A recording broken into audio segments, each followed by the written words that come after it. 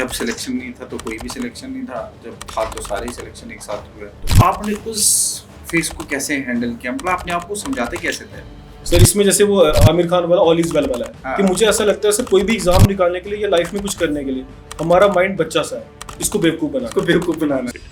Child marriages का concept है। 75,000 पर मैरिज मिलता है लड़की को। आधार लोग मैनिपुलेट कर देते हैं। वो मैनिपुलेशन ये होती है कि शादी लड़की की 14 साल में होती है, बट आधार कार्ड पे 18 से प्लस होता है। कभी ऐसा टाइम आया आपके इन 3-4-5 साल के टाइम में कि लगा कि बस मतलब आई थिंक मुझे नहीं करना चाहिए? 3 घंटे में आपको किसी का पेपर सॉल्व करना है, वो मुझे 5 घंटे में हो रहा था। मैं सोचा था मेरे से नहीं हो पाएगा, मुझे कोई ऑब्जेक्टिव पेपर दिला दो इसमें सिर्फ टिक मारने, वो मैं कर लूंगा, बट ये नहीं कर पाऊंगा। गर्ल्स का एक जो बेसिक प्रॉब्लम जो फेस करते हैं ना, वो है माँ बाप को सपोर्ट करना चाहिए। 1 साल के बाद वो एक्सपेक्ट करने लगते हैं कि रिजल्ट क्यों नहीं आता। बट हमारे सर काफ़ी हमारे केस में ऐसी लड़कियां भी हैं जिन्हें शादी के बाद भी निकाला है। वो बहुत बड़ी इंस्पिरेशन है। मुझे लगता है लड़कों के लिए जिनको गिव अप करना लग रहा है वो उन लड़कियों को देखें जिन्होंने आफ्टर 1 or 2 बेबी ये एग्जाम निकाला। You give an exam और उस एग्जाम में आपको 100% पता है कि मैं पास हो जाऊंगा और फिर आप पास नहीं होते। सबसे खराब स्टेट है ये इंसान की। अगर मैं जीएस में फेल होता मैं उसको एक्सेप्ट कर लेता, मैं सी सेट को एक्सेप्ट नहीं करता। मैं जेन्युइन बता रहा हूँ 2-3 मंथ्स उस एक तरीके से सदमा कह लो। ऐसे कैसे हो सकता है कि मैं मैथ्स में फेल हो सकता। बात की कि आपको सपोर्ट सिस्टम इसमें एक इंसान को चाहिए होता है, इसका मतलब क्या है कि आपने क्या बोला कि क्यों इंसान को इस प्रिपरेशन में support system? Sir I think अगर आपके दोस्त अच्छे नहीं होंगे ना तो उसका फायदा नहीं होगा। मतलब अच्छे दोस्त कैसे? आई थिंक कई बार आपको लोग डाइवर्ट ज़्यादा करेंगे कि आपको जो सही रास्ता होगा उधर नहीं जाने देंगे। US Israel war on Iran रहा है, कैसे इस सिचुएशन को देखते हैं आप? वहाँ की ज्योग्राफी बहुत टफ है, कंकर करना इज वेरी डिफिकल्ट। अगर चाइना वो कंट्रोल कर रहा है, ईरान ये कंट्रोल कर रहा है, नॉर्थ कोरिया जापान के नीचे सी ऑफ जापान कंट्रोल कर रहा है, रशिया ऊपर आर्टिक कंट्रोल कर रहा है, तो पूरा वर्ल्ड कंट्रोल, सारा कंट्रोल ही हो गया।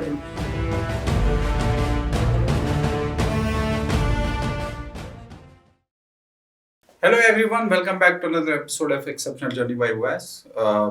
जैसे हमेशा की तरह हमने आपको प्रॉमिस किया होता है कि हम नेक्स्ट टाइम एक अच्छी इंटरेस्टिंग इंफॉर्मेटिव स्टोरी आप तक पहुंचाएंगे। वही फिर से कोशिश किया हमने कि आज क्योंकि स्पेशल भी आज का एपिसोड है, हमारे 100K कंप्लीट हुए हैं और उसके लिए भी आप सारे लोगों का शुक्रिया अदा करना चाहता हूँ। मैं मेरी पूरी टीम की तरफ से आप लोगों का शुक्रिया अदा करना चाहता हूँ और साथ ही मैं उम्मीद करता हूँ कि आप लोग ज़्यादा से ज़्यादा लोगों तक पहुँचाएं इसको। और 1 बिलियन का टारगेट है वो हमारा अचीव करने में आप लोग हेल्प करोगे।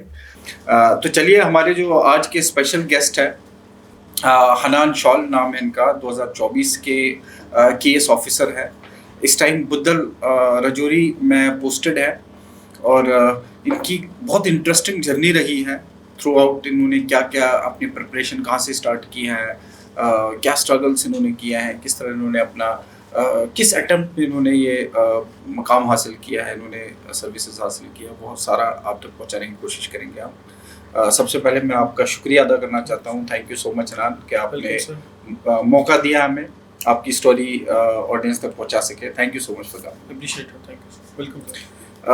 हनान, आप इस टाइम बुद्धल में पोस्टेड है? सर एक्चुअल पोस्टिंग मेरी सर कालाकोट में बुद्धल एडिशन चार्ज है। बट है आप थाना मंडी के रहने वाले? जी जी सर।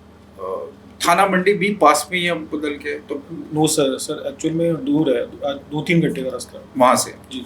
तो हम फिर भी ये बोलेंगे कि आपको काइंड ऑफ होम पोस्टिंग ही पहली रही है, तो सबसे पहले तो बधाई हो कि आपको अपने लोगों को खिदमत करने का, सर्व करने का मौका पहले ही मिला है। 2024 में आपने एग्ज़ाम क्लियर किया है और पहले आपने एनआईटी श्रीनगर से इंजीनियरिंग हासिल किया, तो किस तरह आपने सिविल सर्विसेज में जाने का कैसे प्लान किया था? सर एक्चुअल में हमें कॉलेज के टाइम से जो फाइनल ईयर था उसमें प्रिपरेशन कर रहा था। मुझे ह्यूमैनिटीज़ में इंटरेस्ट था, खासकर साइकोलॉजी में, और हिस्ट्री मेरा फेवरेट पार्ट रहा है और साथ में इंटरनेशनल रिलेशंस। अभी भी मतलब मैं सर्विस में भी इंटरनेशनल रिलेशन तो फॉलो करता हूँ, अभी भी इंटरेस्टिंग लगता है। तो उस टाइम मेरा था, लास्ट ईयर से मुझे थोड़ा सा इंटरेस्ट हुआ, बट मैंने आफ्टर जब कंप्लीशन ऑफ इंजीनियरिंग तो मैंने शिफ्ट कर दिया था, मैंने सिविल सर्विस का पढ़ा। बट आफ्टर 6 to 7 मंथ्स एक तो 370 वाला इशू हुआ, फिर कोविड वाला हो गया, तो मैं अनसर्टन हो गया था, तो फिर मैंने छोड़ दिया। फिर मैंने फिर से इंजीनियरिंग पढ़ी। तब एक्चुअल में हमारी सर एक ही पोस्ट आई थी, अराउंड 40 समथिंग आई थी, तो मैंने फिर इंजीनियरिंग की तैयारी कर दी थी स्टार्ट से, 20 से शिफ्ट कर दिया। तो तो फिर मतलब 2020 में आपने शुरू किया था, फिर छोड़ दिया। 19 में आपने शुरू किया था जब आर्टिकल 370 हटा, 19 के एंडिंग से सर, अगस्त के अराउंड स्टार्ट किया था। अगस्त में, फिर 20 में कोविड आया जी सर। और आपकी इंजीनियरिंग के बाद आपने उस टाइम पे प्रिपरेशन स्टार्ट की जिस टाइम हर साइड से अनसर्टेनिटी थी। तो आपने आपको उस टाइम कैसे प्रिपेयर किया? बेशक आपने डिफरेंट अलग अलग फील्ड्स में कोशिश करी जाने की, बट कैसे अल्टीमेटली फिर आप वापस स्टेट सर्विसेज यूपीएससी की तरफ गए? सर इसका थोड़ी ऐसी जर्नी रही है, जैसे मैंने पहले इंजीनियरिंग के एग्जाम्स हुए थे 21 में, शायद हमारा एक एग्जाम हुआ था, तो मैंने रिटर्न क्वालिफाई किया था, तो इंटरव्यू में मैं 2 मार्क्स से रहा था। बट सर इंटरेस्टिंग यहाँ पे चीज़ ये है कि मेरे उस इंटरव्यू में सबसे लोएस्ट मार्क्स थे उस पूरी लिस्ट में जिसमें मैं बाहर हुआ था। मतलब पूरी लिस्ट में, मतलब जितने लोगों ने दिया था उसमें से सबसे लोएस्ट मेरे थे इंटरव्यू में, बट रिटर्न में अच्छे मार्क्स थे। तो वो हुआ, बट वो मेरे लिए एक तरीके से लाइफ में सर कह सकते हो लाइफ टर्निंग मोमेंट है, क्योंकि मैंने सर लाइफ में आई थिंक नर्सरी से लेकर मोस्टली फर्स्ट या सेकंड आया। मैं रणवीर हाई सेकेंडरी 11th-12th पढ़ो, मेरी पोजीशन है, मैं रणवीर का टॉपर हूँ अपने टाइम का, तो सब जगह टॉप था, बट मेरे लाइफ में पहली बार फेलियर था। तो वो मेरे लिए बहुत अच्छा था लाइफ के लिए, तो उससे मेरा टर्निंग पॉइंट हुआ। तो वहाँ मैंने जो सर सबसे इंपॉर्टेंट चीज़ लर्निंग सीखी है कि मुझे ऐसा लगता था आज तक पढ़ाई में, क्योंकि मैं बचपन से इंटेलिजेंट था बट हार्ड वर्क कम करता था। तो जब ये एग्जाम में बाहर हुआ, वहाँ मैंने जो सबसे इंपॉर्टेंट लाइफ लेसन सीखा है कि टैलेंट को भी बीट कर सकता है हार्ड वर्क, क्योंकि मेरे साथ ऐसे बच्चे थे जिनको नॉलेज मेरे से कम होगी, मेरे कॉलेज के भी ऐसे भी, मुझे ऐसा लगता था मुझे ज़्यादा इंजीनियरिंग आती है उनसे, बट मैं फिर भी बाहर हुआ। तो वहाँ मुझे लर्निंग की हुआ कि they have beat me because इन्होंने हार्ड वर्क ज़्यादा किया मेरे से। हर जगह टैलेंट आपको जिता नहीं सकता, वो फिर था। और सिविल सर्विस में वही चीज़ मुझे चाहिए थी। फिर उसके बाद एई में बाहर हुआ, फिर मैंने शिफ्ट ही कर दिया, मैंने सिविल सर्विस का एग्जाम दिया और मैंने केएस का शायद 23 में ये पोस्ट निकली थी, 22 में एडवर्टाइजमेंट हुई थी इसकी, 23 में प्रीलिम्स भी हुआ था, मेंस भी हुआ था, तो मेरा फर्स्ट अटेम्प्ट में ही हो गया था। It was your first attempt. First attempt. But अगर देखा जाए सिविल सर्विसेज के सिलेक्शन से पहले या प्रिपरेशन से पहले, आपका बचपन, आप बोल रहे कि आप अच्छे रैंकर्स में रहे हैं स्कूल में, मतलब आप फ्रंट बेंचर्स में कंसिडर करते हो अपने आप को? सर इस पे ऐसा नहीं है sir, I was not a friend, मैं लास्ट बेंचर ही था, क्लास में शरारती था, सब कुछ था, बट स्पोर्ट्स में भी अच्छा था। मैं फुटबॉल खेलता था नेशनल, मतलब कॉलेज लेवल पे relay race plus 300 metre race, तो उसमें हमेशा स्कूल में भी फर्स्ट होता था, स्पोर्ट्स में भी अच्छा था, और साथ में बैठता बैक बेंचर ही था। बट अब वही स्टडीज के जब एग्जाम आ गया तब आ गया, तो मैं अपना बेस्ट देता था। तो बट आप टॉपर्स में आते थे, बेस्ट 3 में आते टॉपर में थे, लेकिन क्लास में शरारतें भी करते थे, ऐसा नहीं। ठीक है।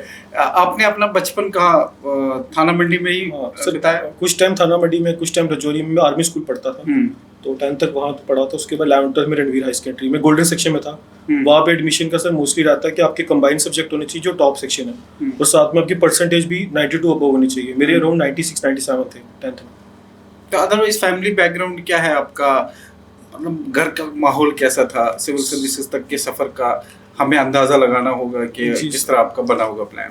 सर मेरे पापा और मम्मा दोनों रिटायर्ड थे, तो पहले रिटायर हो गए थे, तो बाकी भैया मेरे प्रिपरेशन कर रहे थे, तो भैया प्रिपरेशन करते तो उन्हें थोड़ा भी मोटिवेट किया। बाकी मेरे फ्रेंड्स में थे एक दो, हमारा एक बैच का होता था एक लड़का वसीम भट्ट, वसीम है मेरे एनआईटी का बैचमेट था, तो उसका वसीम भट्ट जिनका आईएएस 7 था, वो भी एक था कि मेरे क्लासमेट ही था। वो क्लासमेट रहे आप? हाँ, मेरे एनआईटी सिविल में ही था, मेरी ब्रांच भी सेम। तो वसीम का मेरा ख्याल है 23-24 में हुआ है सिलेक्शन। जी सर, 24 में हुआ। हाँ, तो वो हम क्लास में वो भी पढ़ रहा होता था फाइनल ईयर में, तो थोड़ी इंटरेक्शन वहाँ से भी होती थी। हाँ, तो यार वसीम के बारे में थोड़ा सा बताओ, क्योंकि हम उनको अभी तक तो ला नहीं पाए, लेकिन मन है, क्योंकि रैंक 7th है। फर्स्ट सेकंड अटेम्प्ट था उसका, रैंक 7 था। हाँ, फर्स्ट अटेम्प्ट में भी क्वालीफाई कर लिया। फर्स्ट अटेम्प्ट आईआरएस मिला था, आईआरएस रेलवे में था, और सेकंड अटेम्प्ट में उन्होंने फिर रैंक 7th लाया, और एंथ्रो उनका ऑप्शनल, आई रिमेंबर दैट। हम यूपीएससी या स्टेट सर्विसेज में देखते हैं ना, मतलब मैं भी काफ़ी समय से, काफ़ी टाइम से मैं देख रहा हूँ, तो मैं देखता हूँ कि मैक्सिमम जो सिलेक्शंस होती हैं, जो लिस्ट में होते हैं, वो इंजीनियरिंग या मेडिकल साइंस के बैकग्राउंड से होते हैं। जी सर। बहुत आइडिया लगा पाना कि क्यों ऐसा होता है, of course there are few reason जो हम दे सकते हैं कि भाई बहुत कंसिस्टेंट होते हैं, बहुत पढ़ाई की होती है उन्होंने, but what are the other reasons? क्या इंजीनियरिंग कॉलेजेस में माहौल ऐसा ऑलरेडी बना हुआ था कि आप लोग का थोड़ा सा साइकिल वैसा बन जाता है कि हमने जाना ही नहीं सर्विस में? सर बाकी कॉलेजेस का, बट मैंने एनआईटीज और आईआईटीज का मैं कह सकता हूँ कि वहाँ पे एक एटमॉस्फेयर अच्छा मिलता है। जैसे एनआईटी श्रीनगर में हमारे सिविल में ही 120 स्टूडेंट्स थे, उसमें से 50% आउट ऑफ स्टेट्स थे। मतलब मेरा साउथ इंडिया के इंटरेक्शन भी था, डिफरेंट स्टेट्स के लोगों के साथ इंटरेक्शन था, और वहाँ से बंदा सीखता है। हमारे कॉलेज में तो, और हमारे कॉलेज में जब अथर सर थे, उनके भी कई बार सेमिनार्स हुए हैं, शायद अथर आमिर सर। अथर आमिर सर थे, शाह फैजल सर, वो भी आते थे। तो कॉलेज के टाइम से एक्सपोजर था हमें, और हमारे जो बैच भी था वो मतलब इस तरह की डिस्कशंस होती थी कि फ्यूचर क्या करना चाहिए। जैसे गेट का भी है, बाकी कॉलेजेस मुझे लगता है बच्चे आफ्टर इंजीनियरिंग सोचते हैं कि गेट देना है, तो हम बच्चों ने 3rd 4th ईयर में ही दे दिया, क्वालिफाई भी कर दिया, तो मोस्टली मेरे बैच में। जैसे मैंने बोला कि इंजीनियरिंग के अक्सर बच्चे उसमें जाते हैं, और ऐसा है कि टॉप नॉच बच्चे ही होते हैं जिन्होंने ऑलरेडी पीछे एग्जाम क्लियर किया होता है और फिर वहाँ पढ़ रहे होते हैं। तो आपके पास ऑप्शंस भी बहुत सारे होते हैं। जैसे आपने बोला कि आप टॉपर रहे हैं और आप अच्छे करते आए हो स्टडीज में, आपको नहीं लगा कि सिविल सर्विसेज के अलावा यार भाई आप इंजीनियर हो और अच्छा पढ़ने में हमेशा अच्छे रहे हो, इंजीनियरिंग फील्ड में आपको क्यों ऐसा लगा कि आपको इंजीनियरिंग फील्ड में आगे नहीं बढ़ना चाहिए? सर जैसे इसका तो वही मोस्टली ओपिनियन सबका रहता है कि डाइवर्सिटी है यहाँ पे। जैसे इंजीनियरिंग में अगर सपोज जैसे मेरी इंजीनियरिंग फील्ड है, तो उसके बाद अगर मैं यहाँ पे एडमिनिस्ट्रेशन में डिफरेंट डिपार्टमेंट्स में जा सकता हूँ, वहाँ तो स्टिक रहूँगा सिर्फ इंजीनियरिंग के। जैसे अगर मैंने वीडियो भी 2 महीने काम किया एडिशन चार्ज पे, तो वहाँ तो टेक्निकल काफ़ी चीज़ें आती हैं RDD में, तो वहाँ मेरी इंजीनियरिंग यूज़ हो सकती है। उस तरह रेवेन्यू में सर हमारे जमाबंदी से लेकर जब भी लैंड बाउंड्रीज बनती हैं, तो वहाँ पे भी इंजीनियरिंग यूज़ हो सकती है। सर्वे होते हैं, लैंड सर्वे होते हैं, वहाँ पे भी यूज़ हो सकती है। और मैं जैसे ARTOs हैं, वहाँ पे ट्रैफिक मैनेजमेंट होता है, हमारा सब्जेक्ट होता है इंजीनियरिंग में ट्रैफिक मैनेजमेंट। आई थिंक वो एक हमारा ब्रॉड माइंड करती है।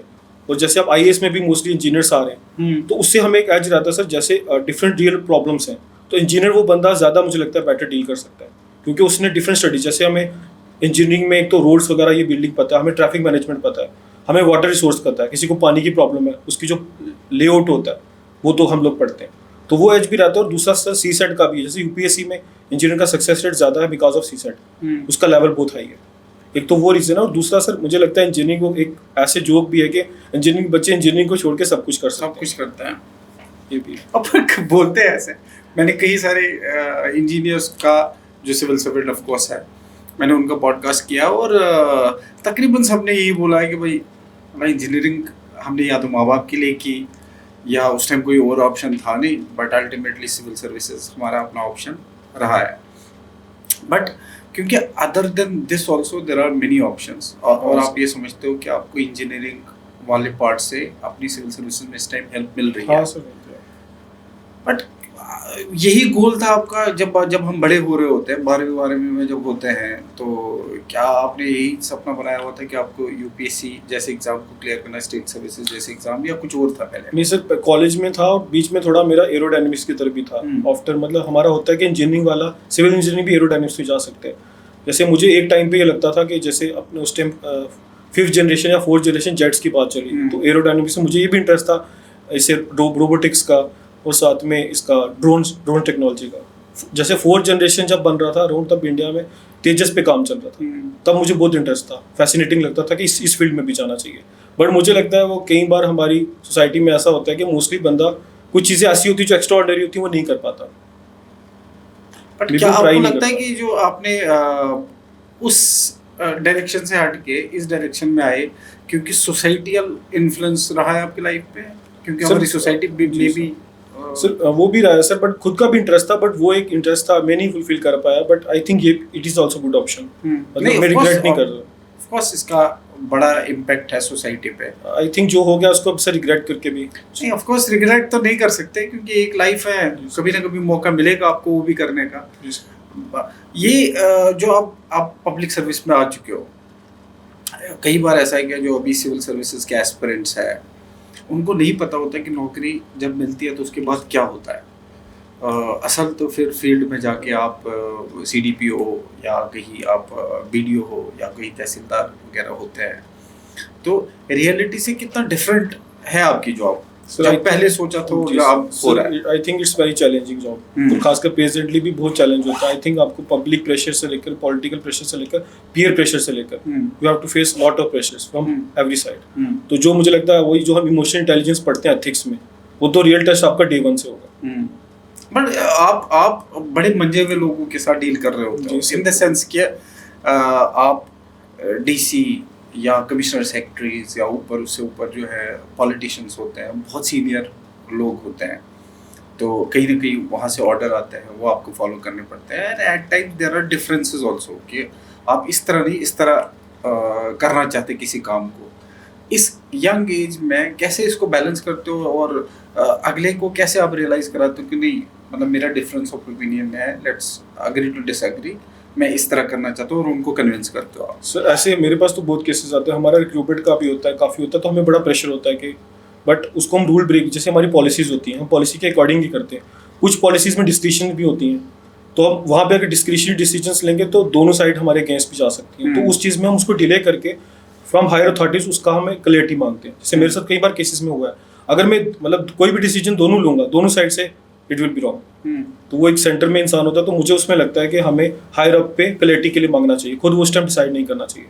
जैसे मेरे पास ऐसे कई बार केसेस आए, तो मैं हायर अप से मतलब डायरेक्टरेट लेवल, वहाँ से उनसे उस पॉलिसी का जो डिस्क्रिशनरी पार्ट है, जो डिसाइफर नहीं हो पा रहा है, तो उसकी क्लैरिटी मांगते हैं बिफोर टेकिंग एनी एक्शन। क्योंकि आई थिंक वो कोर्ट में वही जो डिस्क्रिशनरी पार्ट है, that can be challenge in court. तो कोई ऐसे केसेस सर बहुत आते हैं करते, मतलब जो अभी रिसेंटली क्या सीडीपीओ हो आप? सर हमें रिक्रूटमेंट के केसेस होते हैं, जैसे वर्कर्स और हेल्पर्स की रिक्रूटमेंट होती है, वहाँ बहुत डिस्क्रिशनरी पार्ट है।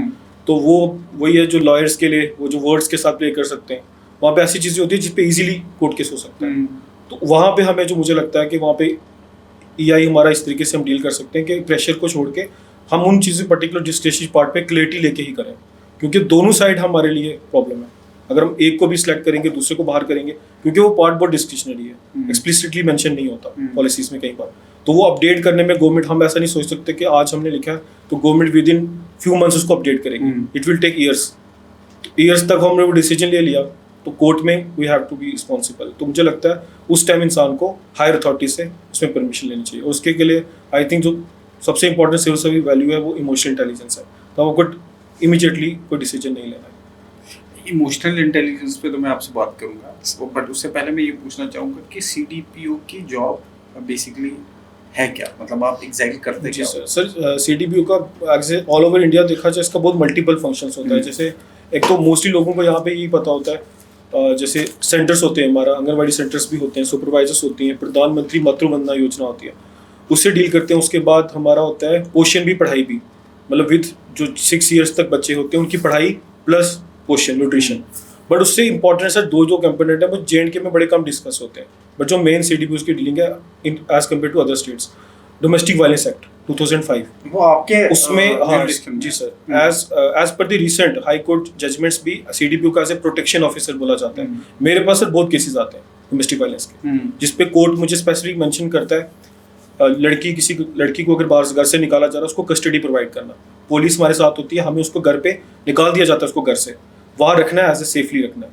एक तो डोमेस्टिक वायलेंस एक्ट 2005, उसके बाद चाइल्ड मैरिज एक्ट। मेरे पास चाइल्ड मैरिज के 2-3 केसेस आए हैं। अराउंड 15 ईयर्स की लड़की थी, उसकी शादी हो रही थी, तो हमने उसको रुकवाया था। एक तो आपका जो बच्चों का, छोटे बच्चे 6 तक, जो 6 ईयर ओल्ड तक, 6 ईयर ओल्ड तक खाने पीने का, खाना plus studies, plus studies, play based learning. तो बट उस लेवल पे बुद्धल में of course it is a rural area, आप चाइल्ड मैरिज को लेके, उनके न्यूट्रिशन को लेके, ये सारी चीज़ें आप वहाँ ऑन ग्राउंड हैंडल करते हो।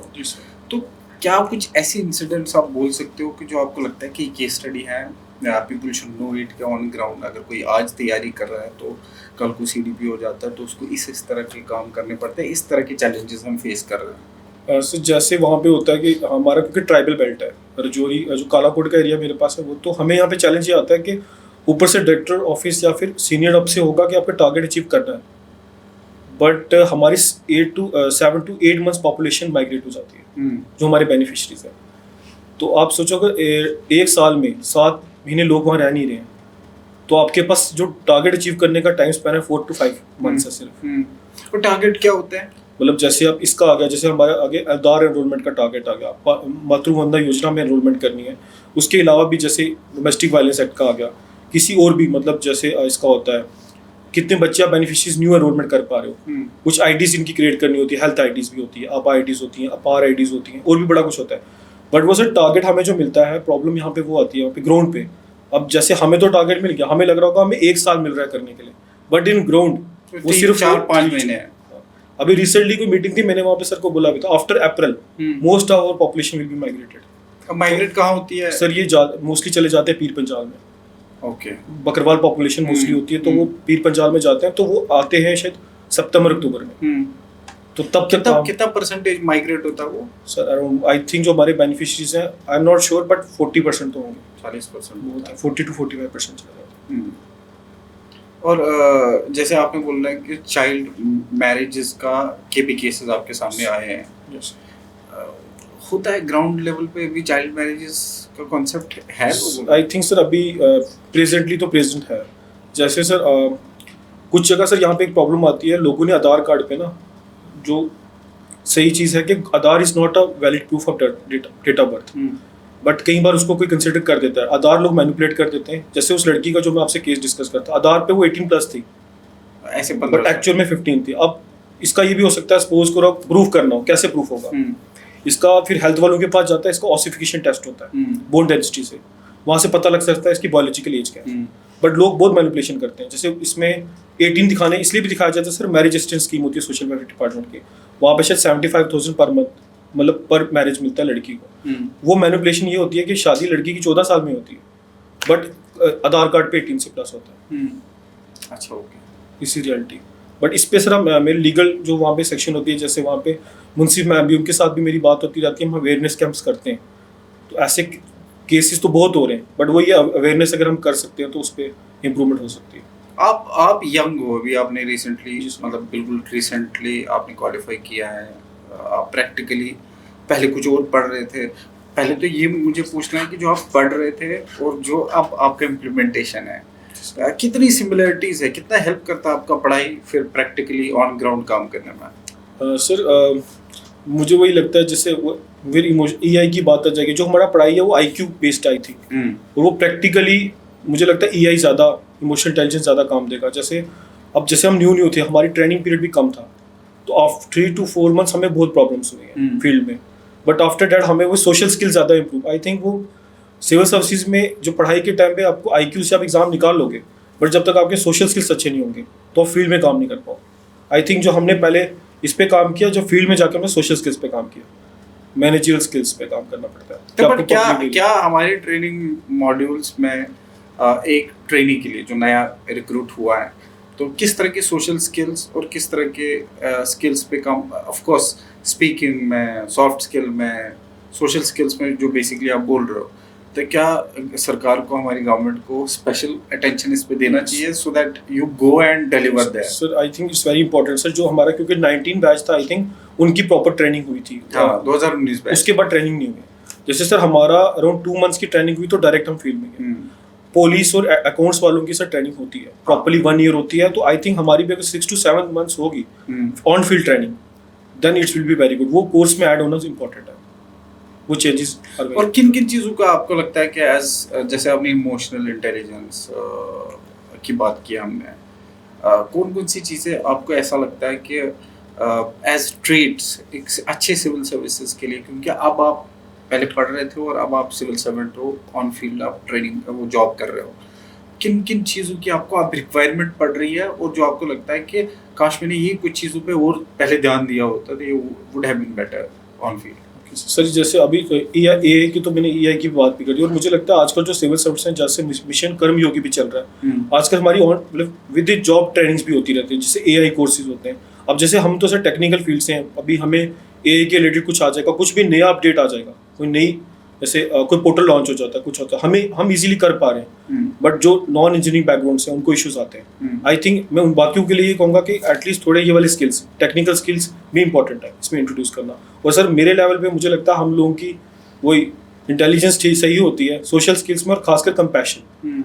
मुझे इसका इसलिए लगता है कि कुछ हमारे पास काफ़ी केसेस आते हैं, कोई लोग, जैसे मैं बुद्धल का बोल रहा हूँ, बहुत दूर दराज इलाका है, एक बंदा मतलब आता है सुबह, अगर वो स्टार्ट करेगा 6 बजे चलना, तो हमारे ऑफिस पे पहुंचेगा 1 बजे। अगर वो चल के आएगा, हाँ मोस्टली कुछ एरियाज तो पैदल ही जाते हैं लोग, तो ऑफिस पे पहुंचेगा। कई बार आउट ऑफ बॉक्स भी वहाँ जाना पड़ता है, आई थिंक वो इंपॉर्टेंट है। कई बार वो कुछ अवेलेबल नहीं होगा स्टाफ, तो वो अगर उसको हम वापस भेज देंगे उस दिन, तो मुझे लगता है वो नेक्स्ट टाइम 1 month बाद ही आएगा, और उसका काम अगले फिर 5 घंटे चल के आप वेट करना। तो उसका मैं कई बार ऐसा करता हूँ कि मैं बहुत ट्राई करता हूँ ये वापस ना जाए, अपनी तरफ से बहुत ट्राई करता हूँ कि अगर ये वापस गया, इस बेचारे के लिए बहुत मुश्किल है आना, तो वो कंपैशन वहाँ शो करना है कि आउट ऑफ बॉक्स जाके किसी और के थ्रू ही इसका काम हो जाए, कैसे भी करके उसको अब मैं ऐसे डील करना पड़ेगा। आई थिंक वो इम्पोर्टेंट है सिविल सर्विस में। देखा जाए तो मतलब एक्चुअली यही रूरल इंडिया है, यही यही है सर, नहीं यही आपको सिखाता है, यही आपको कंपैशनेट होना सिखाता है।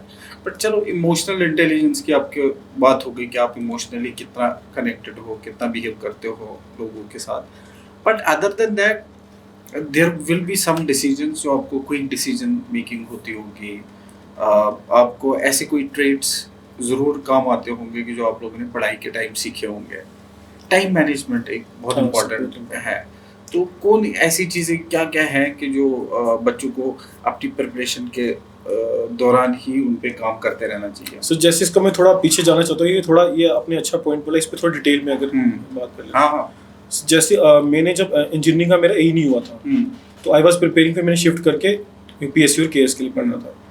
तो उस टाइम सर हमारे बीच में पोस्ट आई थी अराउंड 160 अराउंड जल शक्ति जेई की। तो मुझे बैकड्रॉप में था ये, क्योंकि civil services you never know, यहाँ पे लक का भी फैक्टर होता है। तो मैंने वो एग्जाम दिया था, उस पर शायद कोर्ट केस हो गया था सर। इसमें ये है कि जो मैं तब कैसे मैनेज कर रहा होता था कि मैं 10 आवर्स पढ़ रहा होता था सिविल सर्विसेज का, 4 to 5 आवर्स में जेई का पढ़ रहा होता था। तो अराउंड 16 आवर्स उस पीरियड में मैंने पढ़ा और वो मैनेज किया, और मेरे दोनों एग्जाम दिए। जब मेरा मेंस था जिसमें मैं सिलेक्ट हुआ, उस मेंस से 2 महीने पहले मेरे जेई का एग्जाम था, मैंने वो दिया था। तो उसमें मेरा सिलेक्शन, मुझे मार्क्स देख के पता था मैं सिलेक्ट हो रहा हूँ, बट वो कोर्ट में केस क्या था, उसका रिजल्ट 7 महीने बाद आया था। वो तब आया था, तब तक मैं केस बन चुके थे। वो तो हम बात कर चुके हैं कि जब कुछ नहीं था तो कुछ भी नहीं था, जब एक ही बार आया तो फिर एक ही उसके साथ मैंने दूसरा जब इंटरव्यू था, उससे पहले हमारा इसका भी था, पीडब्ल्यूडी का जेई की पोस्ट भी थी 800, उससे मेरा 100 रैंक था, वो भी मैंने दिया था, उसका भी रिजल्ट आफ्टर केस आया। बट आपको लगता है कि जो जितने भी तैयारी कर रहे हैं, आपने बोला कि इसमें लक फैक्टर है, अनसर्टेनिटी है, तो क्योंकि मोस्टली हमारा जो ऑडियंस है जो हमें सुनते हैं वो यूपीएससी, स्टेट सर्विसेज या कॉम्पिटिटिव एग्जाम की तैयारी कर रहे होते हैं, तो कई बार उनको लगता है कि बैकअप रखना चाहिए, लक फैक्टर है, मेहनत करने के बावजूद भी लोगों का नहीं होता है। जैसे आप बोल रहे हो कि आपने डिफरेंट अदर एग्जाम्स दिया, यूपीएससी को छोड़ भी दिया और फिर आपने जेई के एग्ज़ाम के लिए प्रिपेयर किया। क्या लोगों को मतलब किस पैटर्न को फॉलो करना है? नाउ यू लुक बैक आपके अपनी प्रिपरेशन के डेज से अभी तक, क्या कुछ कर सकते थे आप जो बेहतर होता और जल्दी से जल्दी आपको सर्विसेज मिल जाती है? सर मुझे लगता है जो हमारी इससे पहला जो बैच था, मेरे से पहला था 2022 में पोस्ट आई थी, 22 में, मुझे वो रिग्रेट होता है, जो मुझे लगता है कि तब मुझे ना पहले से शिफ्ट कर देना चाहिए था एक साइड, वो डुअल जो था उससे मुझे, मैं उसी टर्म में भी हो जाता। बट क्यों आपने ऐसा सोचा था कि आपको दोनों में रहना चाहिए? वही फियर फैक्टर सर, वो रहता है, मतलब कि होगा कि नहीं होगा। और अगर आप आज किसी को समझाओगे, जब तब भी आपने किसी से सुना होगा, आप नहीं समझे थे, अगर आज आप समझाओगे, किस तरह डिफरेंटली किसी को समझाओगे ताकि उसको समझ में आए कि फियर फैक्टर तो जरूर होगा, लेकिन फिर भी आपको एक नाव में रहना होगा। सर मुझे इसमें इस तरीके से बोलूंगा कि मुझे वो वही 2 किश्तियों पे अगर आप चलोगे, दोनों में डूबोगे। मेरे साथ हो चुका है। मुझे ऐसा लगता है अगर सिविल सर्विस में कोई आ रहा है बच्चा, अभी ग्रेजुएशन से निकल रहा है, उसको 2 to 3 years एक्सक्लूसिव देने चाहिए। आई थिंक उस टाइम प्लान भी नहीं होना चाहिए, वो जो प्लान भी है वो आपको डाइवर्ट करेगा, वो आपका प्लान ए भी खराब करेगा। मैं इसको 3 years तक मानता हूँ, मैं इस तरीके से सोचता हूँ आप जो कॉलेज से निकले 3 years एक्सक्लूसिव दो, तब तो कोई एग्जाम मत दो। आफ्टर 3 years मुझे लगता है रिस्पॉन्सिबिलिटीज भी होती है और भी चीज़ होते हैं, यू शुड मतलब फिर उसके बाद एक्सप्लोर करना चाहिए प्लान भी, बट आई थिंक 3 years तक नहीं करना चाहिए आफ्टर। आपने तो खुद 22-21 में किया है, जैसे आपकी ग्रेजुएशन हो गई, अब क्योंकि आप चाहते हो कि वो आपको नहीं करना चाहिए था, फर्दर बच्चों को नहीं करना चाहिए। मुझे लगता है जो मेरी गलती हुई ये सबको नहीं करनी चाहिए। लेकिन फिर तो आपको दोनों तीनों सर्विसेज मिल गई, वो भी तो एक पार्ट है कि बच्चा सुनेगा आपको सर, बट वो टाइम वापस नहीं आता। आई थिंक जो चीज़ अब मेरी 25 में हुआ है वो 23 में भी हो सकता था। केएस का फर्स्ट अटेम्प्ट मेरा मे बी 23 में मेरा हो जाता अगर आपने वो 6 घंटे उसको नहीं दिए होते। हाँ, मेरी फर्स्ट अटेम्प्ट मैंने दे दी होती, जो पोस्ट थी वो वाली, जिससे पहले पोस्ट आई थी शायद 180 समथिंग। हाँ, 100 वो मेरा मिस हुआ। तो बैकअप आपका कहना है कि 3 साल जी सर, मिनिमम आप 3 साल एक्सक्लूसिव उसको दे दो। हाँ, उसमें अपना बेस्ट दे दो। मुझे लगता है कि अगर केएस या यूपीएससी के लिए भी आई थिंक आपका बेस्ट 2-3 साल में आ जाना चाहिए। अगर उसके बाद नहीं आ रहा, there is some other issue, luck factor भी हो सकता है और भी हो सकता है। आई थिंक 3 साल में हो जाना चाहिए। यार आपका बैकग्राउंड ना लोगों को थोड़ा कंफ्यूज कर सकता है। जी सर, कंफ्यूज्ड इसलिए क्योंकि आपका एजुकेशनल बैकग्राउंड काफ़ी अच्छा रहा है, आप स्ट्रांगली हर एग्ज़ाम पास करते आए हैं, टॉपर रहे हैं, फिर एनआईटी श्रीनगर से पढ़े हुए हैं, और फिर आपने इस एग्ज़ाम में दिया है। और जब तक कुछ नहीं मिल रहा था कुछ नहीं, उसके बाद आपको सारी सर्विसेज मिलने लगी। बहुत सारे एमईएम कॉलेज से पढ़े हुए, साइंस कॉलेज से पढ़े हुए, कॉमर्स कॉलेज से पढ़े हुए, गांधीनगर वुमेंस कॉलेज से पढ़े यहाँ, या अमर सिंह एसपी कॉलेज कश्मीर से। होता है क्या है कि अभी भी हमारी सोसाइटीज़ में रहता है कि यार ये नॉर्मल कॉलेजेस हैं। जी सर। मतलब एक थॉट प्रोसेस है लोगों का कि नॉर्मल कॉलेजेस, अब ये तो एनआईटी श्रीनगर से है तो बात करते हैं, इतने प्रेस्टिजियस कॉलेज से हैं और इनका तो होना ही होना ना, हमारा कैसे होगा। आप इसको कैसे देखते हो कि आपका बैकग्राउंड आपकी इन सर्विसेज को कितना हेल्प किया? सर आई थिंक जो आप ये पॉइंट पर इसमें थोड़ा डिसएग्री करता हूँ। जैसे हमारा 200 का बैच है, आई थिंक अच्छे कॉलेजेस को हम कंसिडर करते हैं so called NIT IITs, correct, उसके बच्चे आई थिंक 10-20% थे बस। वो आपको ही कंसिडर करेंगे कि ये एनआईटी से पढ़े हुए हैं, बहुत आसान है इनके लिए बोलना क्योंकि एक स्ट्रॉन्ग बैकग्राउंड रहा है, इंजीनियरिंग रहा है, इनका जहन बेहतर रहा है, इस वजह से उन्होंने क्वालिफाई किया। मैं किसी XYZ कॉलेज से पढ़ा वो जो बहुत रेप्यूटेड नहीं है, मेरे लिए तो भाई मुझे नहीं लगता। सर इसका आई थिंक इसका रिस्पॉन्स मैंने पहले पॉडकास्ट में दे दिया, क्योंकि मैंने आपको यही का बोला था, वो इस पे बिल्कुल एग्जांपल जज दी कि अगर एनआईटी का ही बच्चा और इंटेलिजेंट ही बच्चा निकाल सकता है एग्जाम, तो मेरा वो होना चाहिए था ना, बट वो मेरा नहीं हुआ।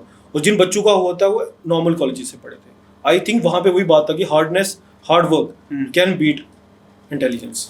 Hard work is the key. मैं वही बोल रहा हूँ कि जैसे जेई एग्जाम्स में भी है, एक एग्जाम में मैंने ऐसे बच्चे देखे जो को लोग कम कंसिडर करेंगे, बट वो इंटेलिजेंट बच्चे से अच्छे मार्क्स लेते हैं, बिकॉज मुझे लगता है हार्ड वर्क का सब्स्टिट्यूट नहीं है। जैसे सर यूपीएससी का मैंने इस साल, एक्चुअली मैं सर यूपीएससी भी दे रहा हूँ, मैंने इस साल भी दे रहा हूँ। लास्ट टाइम मैंने टोटल 3 अटेम्प्ट्स दिए हैं। फर्स्ट अटेम्प्ट में मेरा सीसेट नहीं हुआ था। अब यहाँ पे भी क्यों लेट हो रहा है? इसलिए लेट हो रहा है कि मेरा मैथ बहुत अच्छा है, बचपन से मेरे से 12th में भी 100 मार्क्स हैं, 100 आउट ऑफ 100 मैथ्स।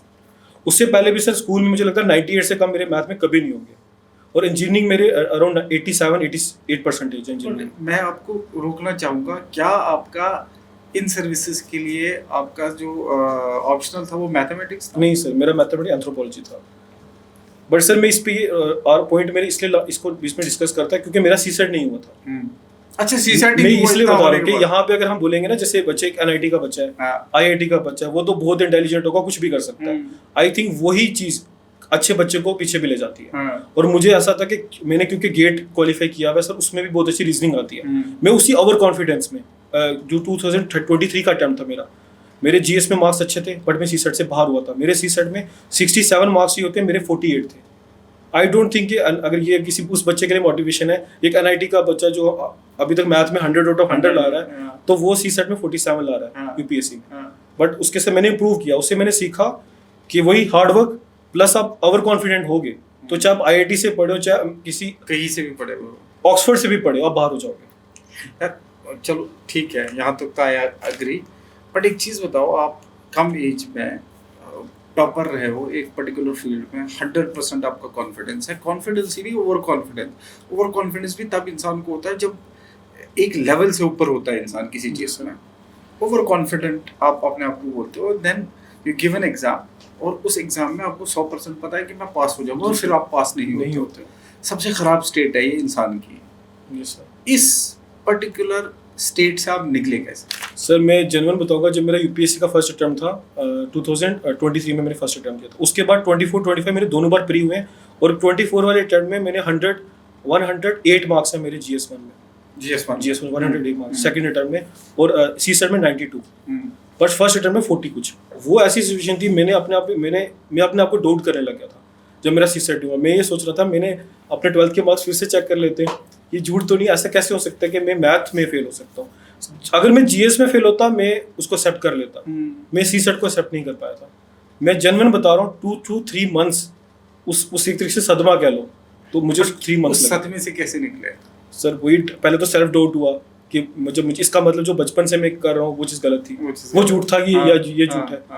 उससे करने के लिए फिर मैंने सर अपने जीएस देखा, फिर मैंने आपको कॉन्फिडेंट ये दिया कि फिर मैंने पेपर फिर से स्टार्ट किए, मतलब उससे पिछले वाले साल के अकेले बैठ के 2 घंटे का टाइम देके, बट वो मैं क्वालिफाई कर रहा था। फिर मैंने फिर और प्रैक्टिस स्टार्ट की, बट उसके बाद मैंने जो कंसेप्ट थोड़े से वो ठीक किए, बट उसमें मुझे लग रहा था कि वो लैक ऑफ प्रैक्टिस की वजह से बाहर हुआ। तो वो मुझे एक तरीके से एक्सक्यूज अपने आप को दिल का दिलासा कहते हैं देने के लिए कि वो मैं बाहर हुआ एक लक की वजह से और लैक ऑफ प्रैक्टिस की वजह से, उसमें मेरी वो कोई गलती नहीं थी ऐसे नॉलेज के हिसाब से। तो आपने बेसिकली अपने आप को समझाया कि देखो इंट्रोस्पेक्ट किया, लैक ऑफ प्रैक्टिस थी, let us just accept it और do the hard work. Sir इसमें जैसे वो आमिर खान वाला ऑल इज वेल वाला है हाँ। कि मुझे ऐसा लगता है सर कोई भी एग्जाम निकालने के लिए या लाइफ में कुछ करने के लिए हमारा माइंड बच्चा सा है, इसको बेवकूफ बनाना। इसको बेवकूफ बनाना सर सच बात है। ऐसे आई थिंक कि जैसे अगर मैं सोचता रहूंगा मेरा नहीं हुआ, ये नहीं हुआ, अगर उसमें बेवकूफ बनाऊंगा किस वजह से नहीं हुआ, अगर वो उसको रीजन दे दूंगा ना मेरे माइंड को, वो उसकी जगह कुछ और सोचेगा। जिस जिस जगह आप अपने माइंड को सोचवाना चाहोगे वो चीज सोचता है। लेकिन यार आप ये सोचो ना कि आप किसी एज में ऐसी बात कर रहे हो, आप उस एज में जिस एज में प्राइम 100% एनर्जेटिक इंसान होता है, नेवर गिव अप वाला एटीट्यूड होता है, और उस एज में इंसान को बहुत मुश्किल है अपने आप को बेवकूफ, मतलब अपने मन को बेवकूफ बनाना है। तो एक कलाकारी होगी, कला ही होगी आप में कि आप उसको कर पाए उस हिसाब से।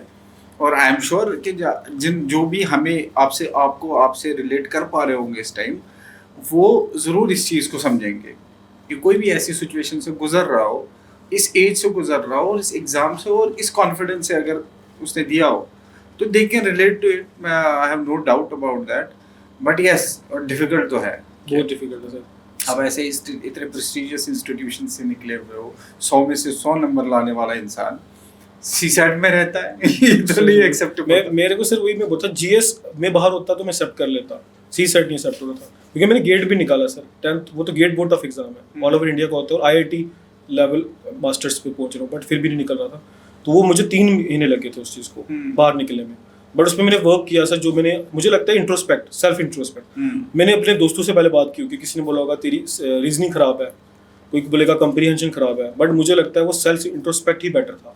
मैंने खुद देखा मेरा क्या खराब है, मैंने क्योंकि उससे पिछले ईयर्स के क्वेश्चन सॉल्व किए, तो वहाँ मेरा खराब नहीं था। और एक्चुअल में सर उस साल पेपर भी टफ आया था। आई थिंक वो शायद आपको याद होगा, प्रोटेस्ट हुए थे 2023 की बात है। 23 वाला। हाँ, उसी में बात right, है, वो पेपर भी टफ था, उसमें इन्होंने शायद आईआईटीज के कुछ क्वेश्चन पूछे थे।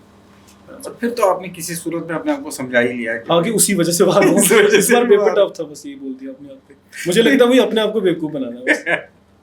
और वो आपके लिए काम कर गया। वही काम है। As long as it is working for you, it is fine. जी सर। तो जैसे आपको क्या लगता है कि इन सर्विसेज में और इस एग्जाम में, इस प्रोसेस में इंसान आ जाता है, शुरू करता है, और बहुत हद तक ना बहुत सारे बच्चे तो गिव अप ही कर जाते जी हैं, सर। नहीं बेयर कर पाते इसको।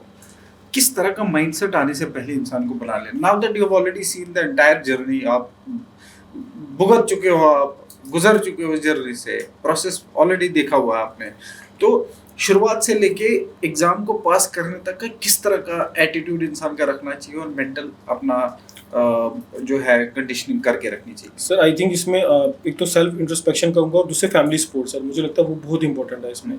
कई बार इंसान होगा टेस्ट में अच्छा स्कोर नहीं करेगा, कोई बच्चा साथ में बैठा होगा वो कुछ बोल देगा ऐसा, तो उससे बंदा डिमोटिवेटेड होता है। एक तो सेल्फ मोटिवेशन प्लस आपकी पेरेंट्स की सपोर्ट, और मुझे कई बार होते हैं खासकर से गर्ल्स के लिए, मुझे ऐसा लगता है हमारे बैच में भी तो, और ऐसे भी मैं लड़कियों को देखता हूँ आफ्टर 3 साल बाद वो गिव अप करना खासकर लड़कियां कर देती हैं सर। बट बॉयज हमारी सोसाइटी में 4-5 ईयर्स तक तब भी देते हैं, बट हमारे सर काफी हमारे केस में ऐसी लड़कियां भी हैं जिन्हें शादी के बाद भी निकाला है। वो बहुत बड़ी इंस्पिरेशन है। मुझे लगता है लड़कों के लिए जिनको गिव अप करना लग रहा है, वो उन लड़कियों को देखें जिन्होंने आफ्टर 1 or 2 बेबी ये एग्जाम निकाला है। एक हमारे पास मैंने एक मैम का पॉडकास्ट किया था, निशा नबी मैम का, आप जानते हो, मैं हमारी सीनियर है शायद वो। हाँ, तो मैम ने क्या किया था, मैम की मैरिज हो गई थी, प्रेगनेंसी में उन्होंने मीन्स लिखा है। मुझे पता चला। इससे बड़ी चीज, अब इससे ज्यादा मुझे लगता है बॉयज एक्सक्यूज कर सकते हैं, नहीं कर सकते, इससे बड़ी चीज क्या हो सकती है? इससे बड़ी है। और दूसरा ये कि गर्ल्स का एक जो बेसिक प्रॉब्लम जो फेस करते हैं ना, वो है माँ बाप को सपोर्ट करना चाहिए। अब उनको शुरू करवा देते हैं बच्चे को, 20-21 साल का बच्चा होता है, उससे बोलते हैं ठीक है एग्जाम्स की तैयारी करो। अब यार हो सकता है कि साल या 2 साल में ना निकले उनका, या 3 साल भी लग जाए। 1 साल के बाद वो एक्सपेक्ट करने लगते हैं कि रिजल्ट क्यों नहीं आ रहा है। दूसरे साल वो ये बोलते हैं कि डेडलाइंस देने लगते हैं कि माँ बाप की अब नहीं होगा तो शादी। ऑफ कोर्स एक मॉरल रिस्पॉन्सिबिलिटी पेरेंट्स पे होती है, but at the same time वही बर्डन फिर गर्ल्स पे बढ़ जाता है। तो मुझे लगता है माँ बाप को थोड़ा सा इसमें सपोर्ट करना चाहिए सर, अच्छा खासा सपोर्ट की गर्ल्स को जरूरत है पेरेंट्स सर, क्योंकि आपने क्वेश्चन ही मेरे से पूछा, मैंने इसलिए गर्ल्स पे इस पे लेके गया, क्योंकि मुझे लगता है बॉयज को एक्सक्यूज बचता नहीं है फिर। कोई भी लड़का अगर एक्सक्यूज करा, अगर वो लड़की किसी की स्टोरी देखेगा, I don't think we boys have any excuse left किसी भी एग्जाम के, क्योंकि वो ज्यादा झेल रहे होते हैं इसमें। तो but other than that mental conditioning, toughness, emotionally अपने आप को बैलेंस करना, टाइम को मैनेज करना, डिसीजन मेकिंग, इसमें बहुत सारी ऐसी चीज़ें हैं जो आपको साथ के साथ इस प्रिपरेशन में ये चैलेंजेस आते रहेंगे। सर इसमें एक इम्पोर्टेंट मैं बात ऐड करूंगा। मुझे लगता है जो जर्नी है ना, ये आपका मेंटल पीस डिस्टर्ब भी कर देती है। अब जो बच्चों के लिए मुझे लगता है उनको मैं एडवाइस दूंगा, जो बंदा पढ़ रहा है आई थिंक 10 आवर्स सफिशिएंट है। कोई यहाँ पे मैंने जैसे 16 का बोला था, वो मैं क्योंकि 2 किश्तियों में सवार था। आई थिंक 10 आवर्स अगर आप पढ़ रहे हो, बट उसके साथ आपका वो मेंटल पीस है उस 10 आवर्स में, आप कोई डिस्ट्रैक्शन नहीं रख रहे हो, आपका फोन बंद है, 10 आवर प्रॉपर्ली पढ़ रहे हो, उसके बाद आप 1-2 घंटे जिम जा रहे हो या कोई स्पोर्ट्स कर रहे हो। आई विल सजेस्ट कि कोई भी बच्चा अगर वो अभी भी पढ़ रहा है, 10 घंटे पढ़ रहा है, उसके बाद वो रनिंग कर रहा है या कोई और स्पोर्ट, फुटबॉल खेल रहा है या क्रिकेट। मुझे फुटबॉल का सर बहुत शौक था, मैंने फुटबॉल क्रिकेट अभी भी खेलता हूँ। फुटबॉल जो बंदा खेल रहा है या कोई चेस खेल रहा है, कोई भी गेम खेल रहा है, मोस्टली आउटडोर स्पोर्ट, वो उसके साथ जर्नी रखेगा, उसको जर्नी को बूस्ट करेगी। आई थिंक वो टीम वर्क और आपको जो स्ट्रेस हुआ होगा 10 आवर्स का, वो सब वहीं पे रिलीज हो जाता है। तो आपका दिन का जो एक नॉर्मल डे पढ़ाई का प्रिपरेशन का टाइम कैसा जाता था सुबह से शाम? सर वो वाला पीरियड छोड़ के वो जो 16 आवर्स कोई नॉर्मल नॉर्मल पीरियड में सर आई थिंक जिम 1 घंटा जिम सुबह, कई मैं रनिंग पे भी जाता था, रनिंग कर ली, स्किपिंग कर ली, कई बार जिम भी कर दिया। स्पोर्ट्स का मैं बीच में फुटबॉल खेलता था, कभी क्रिकेट खेल लिया, चेस खेल लिया, मतलब स्पोर्ट्स साथ से 1 घंटा रखता था हमेशा। और 10 आवर्स आई थिंक सफिशिएंट है। जो कोई मुझे लगता है कई बार बोलेगा, काफ़ी बच्चों ने डिफरेंट भी कहा होगा, बट आई थिंक मैं एक मेंटल कैपेसिटी के लिए 10 सफिशिएंट है। डिपेंड करता है कि आप वो प्रॉपर्ली दे पा रहे हो, क्योंकि कोई डिस्ट्रैक्शन नहीं होनी चाहिए। अरे बट अपने टाइम को अलॉट मतलब डिवाइड कैसे करते थे सर? हाँ, इसमें सर मैं एक मैंने काफ़ी एक्सपेरिमेंट्स किए हैं। पहले नाइट वाला होता है, काफ़ी बच्चे सोचते हैं कि रात पूरी पढ़ो। मैंने कई बार ये भी किया है, सुबह 8 बजे तक पढ़ के सोना, वो वाला भी टाइम टेबल किया है। और रात को अर्ली मॉर्निंग उठने वाला मुझे लगता है वो बेस्ट है। आई थिंक जो सबसे बेस्ट टाइम टेबल मैंने सर फास्टिंग भी किया है, ये मैं आपसे शेयर करूंगा। एक विदाउट एक तो रमजान में फास्टिंग होती है, एक रमजान के बिना भी फास्टिंग होती है। कुछ और डेज होते हैं, शायद थर्सडे और ट्यूसडे शायद प्रॉफिट करते थे, तो मैंने विद इन द प्रिपरेशन मैं हर वीक में 2 आपने रोजे टाइप के रखे हैं, वो रोजे ही एक्सेप्ट रमजान को छोड़ के मैंने वीक में 2 दिन फास्ट करता था। और उस फास्टिंग से था मैं 9 बजे सोता था और 3 बजे उठता था और फास्ट करता था मुझे। और हाँ, सबसे अच्छी मुझे चीज़ मैंने ऑब्जर्व किया, अगर किसी को अच्छा पढ़ना चाहते हो, वो डाइट आपकी ना, खाना अच्छा नहीं होना चाहिए। जेन्युइन बोल रहा हूं, अगर कोई पढ़ना चाहता है नींद आ जाएगी। और जो जिन दिनों में मैंने फास्टिंग किया सर, उस दिन में सबसे अच्छा पढ़ता था। और मैं रमजान का इसलिए कहूंगा कि मैंने रमजान में जितना भी पढ़ता था, मेरे 2 मंथ्स की प्रोग्रेस रमजान में निकल जाती थी, क्योंकि माइंड इतना फ्रेश होता है, डिस्ट्रैक्शन नहीं होती है और बंदा एक जगह पीसफुली बैठा होता है। I think on a lighter note, आप जब ये फास्टिंग करते थे रमजान के अलावा, जो कि कंपलसरी है नहीं तो क्या ये आपकी पढ़ाई के लिए करते थे आप, या रिलीजियस पॉइंट ऑफ व्यू से? सर स्पिरिचुअल रीजन भी, क्योंकि मुझे लगता है जब ये बंदा पढ़ रहा होता है तो वो एक तो इमोशनली भी टूटा होता है, इंटेलेक्चुअली भी टूटा होता है, स्पिरिचुअली भी टूटा है। इतनी पढ़ाई तो मतलब इतना लंबा जर्नी तो आपका रहा नहीं है। नहीं सर, बट मेरा सर वो रहा ना पहले 2 साल इंजीनियरिंग वाला, मतलब वो उसको ऐड कर दूँ तो थोड़ा सा इंसान मुझे लगता है बीच में जाकर घर से भी दूर है तो टूट जाता है। तो उसको जोड़ने के लिए जब ये खासकर फास्टिंग का आता है, तो आप खाना आप लाइट खा रहे हो, ये चीज़ करें, फिटनेस पे ध्यान रख रहे हो, तो ये चीज़ आपकी बूस्ट करती है आपके 10 आवर्स को जो आप पढ़ रहे हो। और फास्टिंग को तो मैं सबको रिकमेंड करता हूँ कि आई थिंक जो बच्चा पढ़ रहा है उसको दिन को तो बिल्कुल लाइट खाना खाना चाहिए। आपने बात की कि आपको सपोर्ट सिस्टम इसमें एक इंसान को चाहिए होता है, इसका मतलब क्या है कि आपने क्या बोला कि क्यों इंसान को इस प्रिपरेशन में सपोर्ट सिस्टम? सर मुझे ये बहुत इंपॉर्टेंट है इसमें सर, फ्रेंड्स और आपकी फैमिली मैटर करते हैं। जैसे कई बार होता है बच्चा, घर वाले हमारे जोरी से काफ़ी लड़के आते हैं लाइब्रेरीज में पढ़ने के लिए। आई थिंक अगर आपके दोस्त अच्छे नहीं होंगे ना, तो उसका फायदा नहीं होगा। मतलब अच्छे दोस्त कैसे? आई थिंक कई बार आपको लोग डाइवर्ट ज़्यादा करेंगे कि आपको जो सही रास्ता होगा उधर नहीं जाने देंगे। मैंने खुद ऑब्जर्व किया, लाइब्रेरीज में होता है, पता नहीं चलता। नहीं मतलब जो दोस्त बोलते हैं ना, उस पॉइंट ऑफ टाइम पे लगता है ये ठीक बोल रहा है, तो कैसे आइडेंटिफाई करें कि नहीं ये तो ठीक दोस्ती नहीं है? सर इसको ऐसे कर सकते हैं ना कि बंदा वहाँ पे चेक कर ले उस दोस्त को, जैसे कोई चीज़ उसको पता है वो सही है, बट वो प्रिटेंड करे गलत, वो चेक करने के लिए बंदा मुझे गलत लेके जा रहा है। कई बार वो कुछ पढ़ रहा है, उसकी स्ट्रेटजी उसको लग रहा है बेस्ट है, तो वो उल्टी करके उसके साथ डिस्कस करे। अगर वो उसको गलत डायरेक्शन में ले जा रहा है, I think one can identify. और मेरा कहना है वो वाले दोस्त भी चल यार घूम के आते हैं, मूवी देख लेते हैं, आज मूवी देख लेते हैं।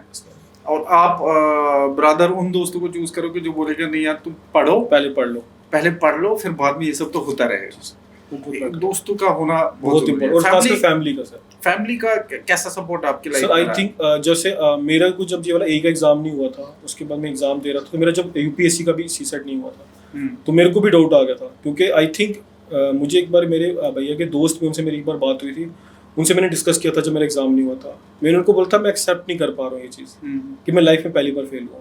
और जो बच्चा आप जो बोल रहे हैं ना कि जो बच्चे बोलते हैं अच्छे कॉलेजेस से नहीं, आई थिंक उनके लिए यहाँ से निकलना ज़्यादा आसान है, क्योंकि जिनने पहले भी फेलियर देखा होगा, जिस इंसान ने लाइफ में पहली बार देखा हो फेलियर, उसके लिए निकलना बहुत मुश्किल है। तो फिर उनसे मेरी डिस्कशन होती थी, वो सीनियर थे, डॉक्टर थे, उन्होंने मुझे कई बार समझाया, तो उन्हें फर्स्ट टाइम फेलियर देखा है, ऐसा कुछ नहीं होता, तो नेक्स्ट टाइम इंप्रूव कर उस चीज़ को, इंट्रोस्पेक्ट कर, ठीक निकल जाएगा, दोबारा नहीं होगा। जो जैसे तू पहले अच्छा करता था उन चीज़ों को देखता, तू ऐसा क्या करता था तो अच्छा स्कोर करता था, इसका मतलब तेरी प्रिपरेशन में कुछ प्रॉब्लम है। एक बार मिस्टेक से, सर इसमें कलाम सर का कोट है, अगर आपकी एक विक्ट्री होगी तो उसके बाद उसको लोग लक भी कह सकते हैं। You have to prove your worth, you have to show multiple victories. तो आई थिंक अगर आपकी एक डिफीट भी होगी, आपने जिंदगी में कुछ भी किया हो, लोग आपको जज करने लगे। वो भी शायद मैंने भी शायद सर फेस किया हो। ये जो डार्क टाइम था आपका, जब हमने ये डिस्कस ऑलरेडी किया हुआ है कि जब सिलेक्शन नहीं था तो कोई भी सिलेक्शन नहीं था, जब था तो सारे सिलेक्शन एक साथ हुए, तो जब कोई सिलेक्शन नहीं था उस टाइम आपका माइंड कैसे वर्क करता? मतलब that is honestly that is a very difficult time. Anybody जो भी सिविल सर्विसेज की तैयारी करता है उस फेज से गुजरता ही गुजरता है। तो आपने उस फेज को कैसे हैंडल किया? मतलब अपने आप को समझाते कैसे थे? सर इसमें मैं एक ये भी चीज़ करता था, जैसे मतलब कई बार होता है कि अपने दिमाग को कुछ सोचने नहीं देना। जैसे मैं सुबह उठा तो मैं सीधा बुक्स पे चले गया, या फिर ब्रेकफास्ट वगैरह करके तो मैं हेडफोन लगा लेता था। अगर जब मैं पढ़ रहा हूँ, जब मैं नहीं पढ़ रहा हूँ, क्योंकि मुझे लगता है जब बंदा नहीं पढ़ रहा होता तो नेगेटिव थॉट्स आते थे, मुझे भी बहुत नेगेटिव थॉट्स है। बट आप ये मतलब कॉन्शियसली करते थे, आप ये दिमाग में रखते थे मुझे टाइम नहीं चाहिए सोचने? मतलब हाँ, ये करता था कॉन्शियसली। मैं जेन्युइन बता रहा हूँ कि मैं सोने के अलावा जो बाकी टाइम होता था ना, मैंने हेडफोन में कुछ ना कुछ सुन रहा होता हूँ कि मैं कुछ और मत सोचूं कि नेगेटिव थॉट ना आए। मैं जेन्युइन बता रहा हूँ। जैसे मैंने पढ़ लिया, पढ़ने के बाद भी अगर मैंने अपने माइंड को 10 मिनट दे दिए कुछ सोचने के लिए, वो किसी और नेगेटिव साइड लेके जा सकता है, क्योंकि मुझे ऐसा लगता है कि तब रूम ही नहीं दिया आपने। वो होने नहीं दिया। तब मैं हेडफोन लगा के कुछ मोटिवेशन देख लिया। जैसे सर एथिक्स का होता था, काफ़ी वीडियोस आती, कोई मूवी ऐसी जो motivational type, pursuit of happiness, उसके बाद शटर आइलैंड, इस तरह की इसकी वीडियोस देख लेता था। ऐसे भी रोनाल्डो का मैं बहुत बड़ा फैन हूँ सर। रोनाल्डो की जब 13 की जर्नी थी, तो वो बैलन डोर सर मेसी उसकी कंपटीशन में था। जब तक मेसी था ला लीगा में रोनाल्डो जीत नहीं पाता था, बट उसने शायद फिर कंटिन्यूसली 3 चैंपियंस लीग जीती है, 3 बैलन डोर जीते, और उसने उसके लिए वेट करना पड़ा उसको 4 इयर्स का, क्योंकि मेसी जब तक था वो जीत नहीं पा रहा था बैलन डोर, बट उसने फिर 3 कंटिन्यूस जीते हैं। वो भी एक मेरे माइंड में एक रोल मॉडल था, उसको मैं बहुत फॉलो करता था। रोनाल्डो को आप वैसे एज इंस्पिरेशन, क्योंकि सर उसने भी जब वो रियल मैड्रिड में गया था मैनचेस्टर यूनाइटेड से, मैं फुटबॉल सर इसमें बहुत पैशनेटली फॉलो बहुत पैशनेट, अभी भी देखता हूँ मैं फुटबॉल। चैंपियंस लीग नाइट्स होती हैं उसमें, वो जब गया था तो उसको था कि मैं बेस्ट क्लब में जा रहा हूँ, अब तो मैं जीत ही जाऊँगा, बट वहाँ उसको 5 साल या 4 इयर्स वेट करना पड़ा था पहला बैलन डोर जीतने के लिए, बिकॉज वहाँ पे मेसी था।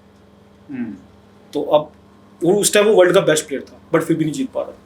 तो आज के दिन में इनफैक्ट हमने रिसेंटली अभी एक पॉडकास्ट किया है, नादिया एक लड़की है जो football coach Jammu and Kashmir की, 19 साल में वो कोच बनी थी जम्मू एंड कश्मीर के नेशनल टीम की। तो वो भी रोनाल्डो की फ़ैन थी है, और उससे भी मैंने बोला तो मेसी और रोनाल्डो में जब मैंने कंपेयर करने के लिए बोला तो शी सेड कि मेसी एक नेचुरल फुटबॉलर है और उसने मेहनत करके अपने आप को ऐसा है। जी सर मैं एक्चुअल में फुटबॉल मेसी को भी मुझे मेसी भी बहुत अच्छा लगता है। I think skills wise Messi is better than Ronaldo, but Ronaldo जैसे विराट कोहली है, उसका भी एक मोटिवेशन हमेशा रोनाल्डो रहा है। उसका रीज़न ये है उसने अपने, वो कुछ एक्सेप्शनल नहीं था, गॉड गिफ्टेड नहीं है, बट उसने आपको हार्ड वर्क से बनाया। और अभी भी सर आई थिंक उसका एम एट 1000 गोल्स फुटबॉल में। अभी कितने हुए? अभी उसकी शायद 960 ईयर ओल्ड है। अब वो सऊदी लीग में खेल रहा है, बट उसका एम है 1000 से वो पहले रिटायर तो होगा नहीं। उसने बोला मैंने 1000 करना है, और इट विल बी, मुझे नहीं लगता ये रिकॉर्ड कभी भी कोई तोड़ पाएगा फॉर 100 ईयर्स। ये मोटिवेशन होना चाहिए। इसी को अगर हम रिलेट करें सिविल सर्विसेज या स्टेट सर्विसेज की तरफ, कि जो बच्चा बोलता है कि मैं एक ऑर्डिनरी बैकग्राउंड से आया हुआ हूँ, शायद मुझसे नहीं होगा, तो ये नर्चर किया जा सकता है अपने आप, अपने टैलेंट। सर इसमें रोनाल्डो और मेसी वाली एग्जांपल, जैसे आपको मे बी ये होगा कि एनआईटी से पढ़ा हूं, ये मेसी वाली के god type, but I think Ronaldo can beat that. Hard working person, मतलब हम कर सकते हैं ना ऐसा comparison easily. I think comparison हो सकता है। हार्ड वर्क में अभी भी इस चीज पे एग्री करता हूँ, अभी भी लाइफ में, क्या पूरी लाइफ में, कि hard work can beat intelligent person. आपको लोग मेसी समझेंगे कि ये तो नेचुरल फुटबॉलर है, और वो अपने आप को रोनाल्डो नहीं समझते, बस हम बस वही नहीं समझ। उनको अपने आप को रोनाल्डो समझना होगा जब जाकर वो मेसी को बीट कर सके। क्योंकि सर अभी तक अगर दोनों का कंपटीशन चैंपियंस लीग में, Ronaldo is the all time high scorer और 1000 वो मार देगा गोल, तब तो वो रिटायर होना नहीं है। और आई थिंक उसमें अभी भी capacity, he is 41 years old, but अभी भी उसका पैशन है, वो 43 तक खेल सकता है। He is that much hard working. कभी ऐसा टाइम आया आपके इन 3-4-5 साल के टाइम में कि लगा कि बस मतलब आई थिंक मुझे नहीं करना चाहिए, अब हो गया, जो कि आता है एक सीरियस सिविल सर्विसेज एस्पिरेंट के मन में, जहन में आते ही आता है कि बस अब बुक्स बंद, अब कुछ और करूँगा मैं, मुझसे तो नहीं होगा ये। सर ये जब प्रिपरेशन के टाइम जब मैंने वाला एग्जाम, जब इसका मेंस लिखा था, जब केएस का मेरा फर्स्ट मेंस था, तो मैंने टेस्ट सीरीज मैंने और मैक्सिमम मैंने सर ऑनलाइन से पढ़ा था, अनअकैडमी से पढ़ा था ऑनलाइन, तो बट मैंने टेस्ट सीरीज लिखी थी, फोरम आईएएस की लिखी थी।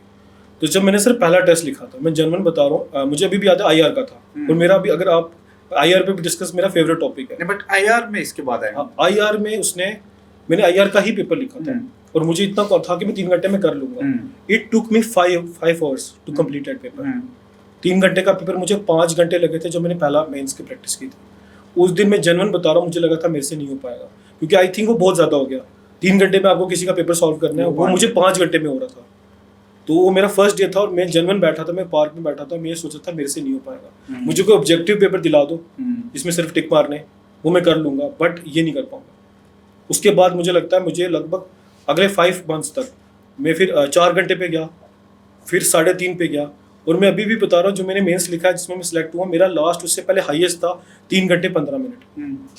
मैंने 3 घंटे में कोई पेपर नहीं लिखा हुआ था, वो जाके डायरेक्ट मेंस में लिखा था। तो फिर 3 घंटे में कंप्लीट हुआ या वो हो गया था मेरा पेपर, मेरा कुछ नहीं छूटा था, कोई भी पेपर में कुछ जो मेरी टर्म में कुछ नहीं छूटा था, बट उससे पहले मेरा हाईएस्ट 3 घंटे 10 मिनट्स था। बट कुछ टिप्स होंगे जो आपके जहन में रही होगी, जो आपको लगता है कि आपको बच्चों के साथ शेयर करना चाहिए मेंस लिखते टाइम? सर ऐसे मुझे लगता है कई बार बच्चे ना मेंस और इसको प्री को मिक्स कर देते हैं, और खासकर मेरी सर अभी भी बात जिनसे भी होती है, मेरे फ्रेंड्स भी जो कुछ पढ़ रहे हैं, वो खासकर डरते हैं सर इससे, करंट अफेयर से।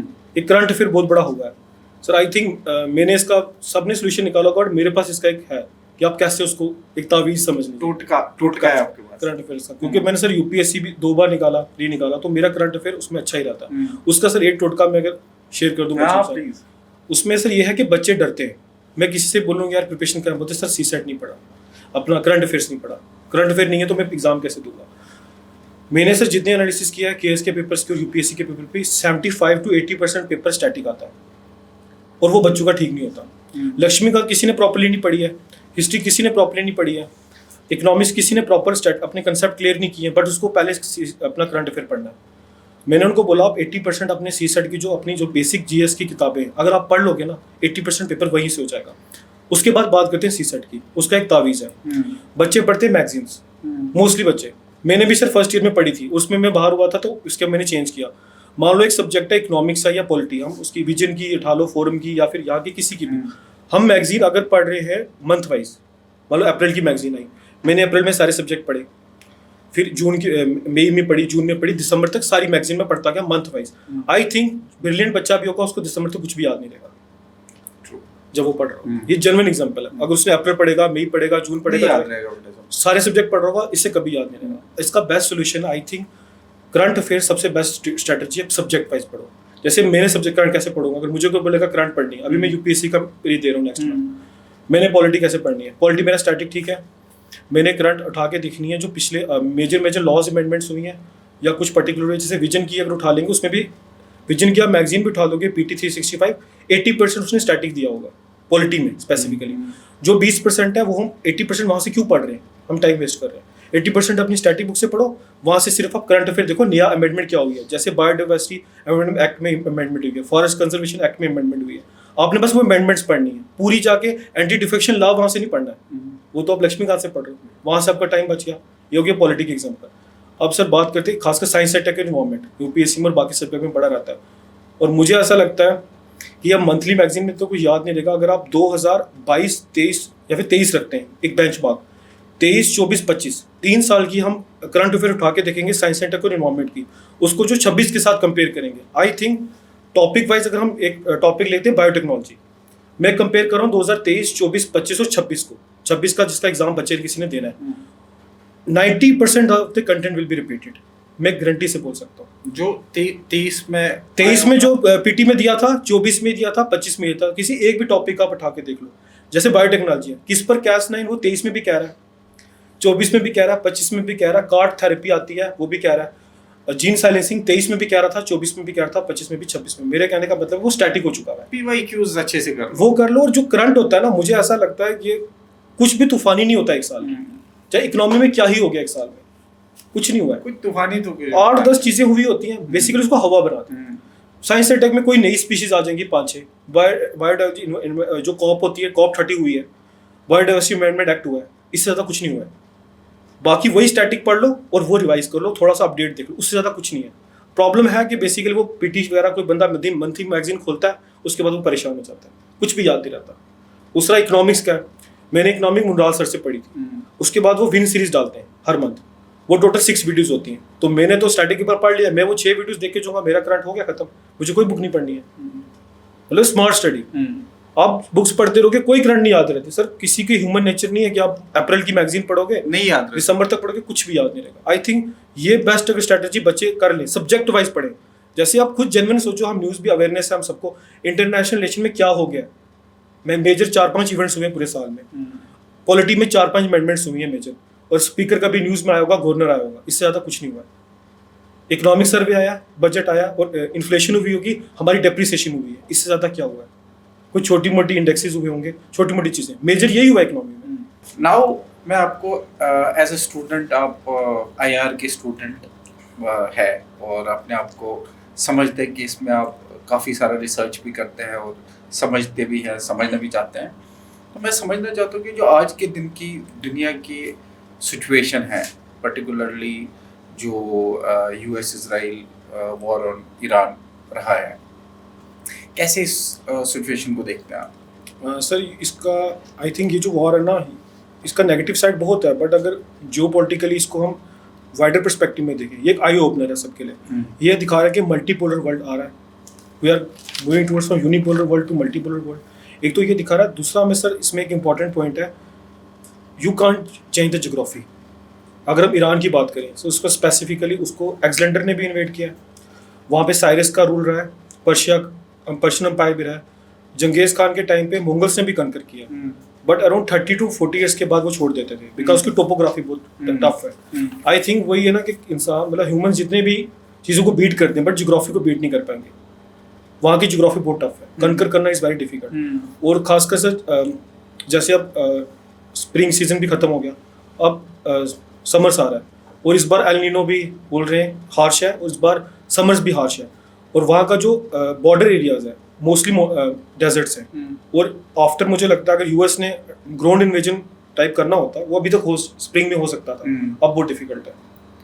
मैं उस तरीके से भी देखता हूँ। तो मुझे नहीं लगता कि ग्राउंड इन्वेजन की तरफ वो कभी मतलब सोचा था, लेकिन क्योंकि उन्होंने वो पायलट्स वगैरह को रेस्क्यू करने के पॉइंट ऑफ व्यू से जो उन्होंने, क्योंकि ईरान ने फिर बहुत सारे स्टेटमेंट्स वगैरह उसमें दिए हैं कि ये इन्वेजन की तरफ और यूरेनियम लेने के उसमें थे, तो उसमें वो अटेम्प्ट फेल हो गया और फिर वापस चले गए। तो मेरा ख्याल है वो पॉइंट तो नहीं है।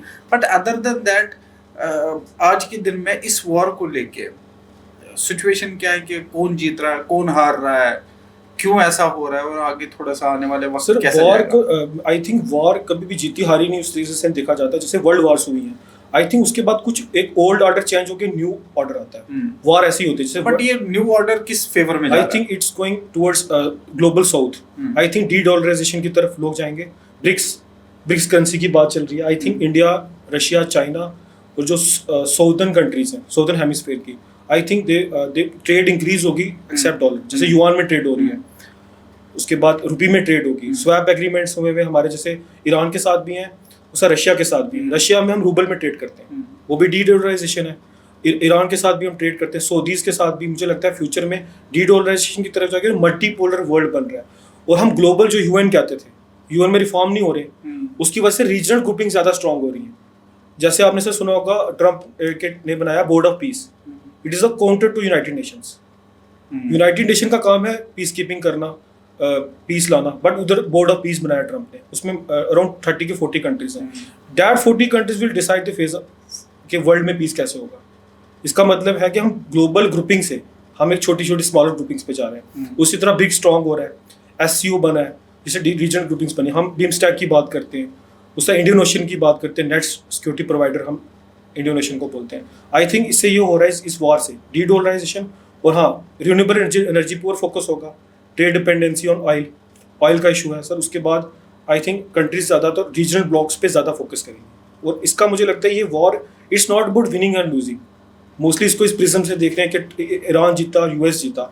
जियोपॉलिटिकली इसको ये देखा जा रहा है it will lead to change in global order. But supposedly global order आप बोल रहे हो कि चेंज हो रहा है, तो दोनों ग्रुप्स में एक ग्रुप की तरफ तो ऑर्डर चेंज होता, ऑर्डर फेवर में जाएगा, वो कौन सा ग्रुप है? सर एक ग्रुप जो है वो पहले स्ट्रॉन्ग है। आई थिंक दूसरा ग्रुप जो साउथ वाला है, ग्लोबल साउथ वाला जो कंट्रीज है, वो पहले ही नीचे। आई थिंक अब वो they will rise global south का, हमारी जो कंट्रीज, हाँ जैसे चाइना है, चाइना का पहले राइज हुआ, उसका इंडिया का राइज होगा, ईरान का राइज हो सकता है, बाकी ऑस्ट्रेलिया हो गया, बाकी जो यहाँ की कंट्रीज जैसे सऊदी हो गया, ईरान हो गया। Iran sir I think Iran को लोग किस पर्सपेक्टिव से देखते हैं, क्योंकि मैं ईरान को जितना एनालाइज करता हूँ, they are a very great civilisation. उन्होंने आई थिंक जो हम अशोकन पिलर्स का बोलते हैं, तो ईरानियंस दुनिया में शायद सबसे पहले ईरान में पिलर्स लाए थे साइरस के टाइम से। तो उसके बाद ईरान ने बड़ी साइंस एंड टेक्नोलॉजी में बहुत ज़्यादा वो किया है। पर्शियन व्हील आया, वो हमेशा रहे, बट उन पे अराउंड 50 to 60 ईयर्स के सेंक्शंस हैं। वो डॉलर में ट्रेड नहीं करते। अब जैसे इंडिया के साथ बार्टर में करते हैं, बार्टर में ट्रेड होती है। आई थिंक उन पे अगर ये नहीं होगा, it will become a super power of this region. अगर तो शायद इसी वजह से तो US ने किया, इसी वजह से किया। अगर वो हट जाते हैं, मतलब अगर ट्रेड ही सारी डीडॉलराइज हो जाती है, तो इस तरह की कंट्रीज जैसे ईरान हो रहा है, चाइना हो गया, इंडिया हो गया, रशिया हो गया, और ऑस्ट्रेलिया हो गया, जापान हो गया, और जैसे साउथ अफ्रीका का चलता है, ब्राजील का चलता है, दीज कंट्रीज विल राइज। ये नहीं कह सकते ये US से ऊपर हो जाएंगी, but they will create a order opposite to the US। But क्योंकि US और इजराइल की थोपी भी जंग है, मतलब उन्होंने इनिशिएट किया है, और ऐसा कहते हैं कि ये अनजस्ट वॉर है जो थोपी गई है। जाहिर है कि उन्होंने सोची समझी किया होगा। डीडॉलराइजेशन का मुझे नहीं लगता कि उन्होंने एंटिसिपेट भी किया होगा कि वॉर किस तरफ जाएगी। क्या लगता है कि आपका माइंड क्या बोलता है कि जब उन्होंने स्टार्ट किया तो उन्होंने क्या सोच के स्टार्ट किया और आप किधर की तरफ जा? सर आई थिंक उनका था रिजीम चैन का था। उन्होंने जैसे अटैक किया था, उनके रिजीम में काफ़ी लोगों को उन्हें अटैक करके मारा है, बट दे डिड नॉट इंटरस्पेक्ट जो कि उन्होंने स्टेट ऑफ हार्मोस क्लोज करेंगे। आई थिंक ईरान ने यहाँ पे स्ट्रेटेजिकली ना जो स्टेट ऑफ हार्मोस को यूज़ किया, ये जैसे न्यूक्लियर वेपन से भी बड़ी चीज़ यूज़ की है। आई थिंक किसी कंट्री के पास न्यूक्लियर वेपन है और ईरान के पास स्टेट ऑफ हार्मोस है, it is equivalent. It can disrupt. अगर मुझे लगता है 1 साल के लिए स्टेट ऑफ हार्मोस बंद कर जाए, global economy will collapse, everything will collapse. LPG cost 3 times increase हो सकती है, हमारे घर तक बात आ सकती है। It is a very big जो उन्होंने टूल यूज़ किया, और ये मुझे लगता है इसका वो लेवरेज हिस्टोरिकली फ्यूचर में भी हमेशा करेंगे। और US ने एंटिसिपेशन जो भी इनको CI के इनपुट्स थे, स्टेट ऑफ हार्मोस का उन्होंने नहीं सोचा था।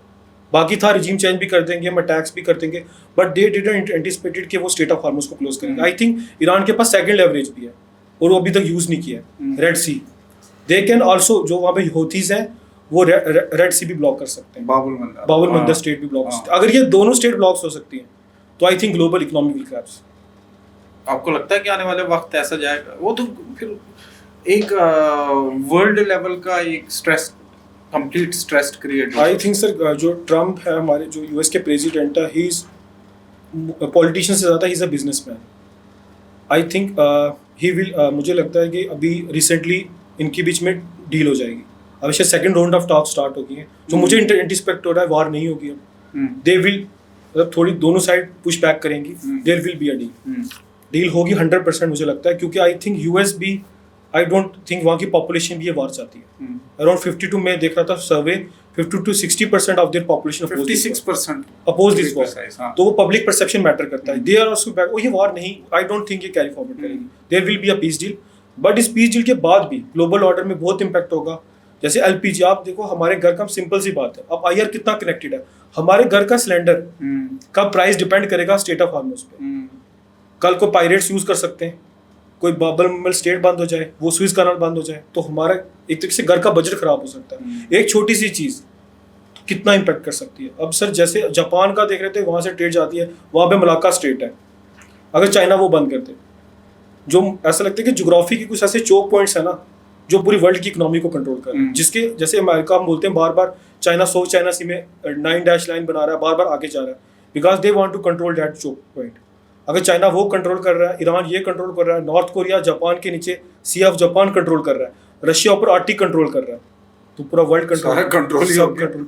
इसलिए मैं आपको जो बोल रहा हूँ कि इसका लॉजिक है, जो ग्लोबल साउथ का राइज होगा ना, बिकॉज ऑफ चोक पॉइंट्स होगा, it's all because of geography. But then they took the decision to do it.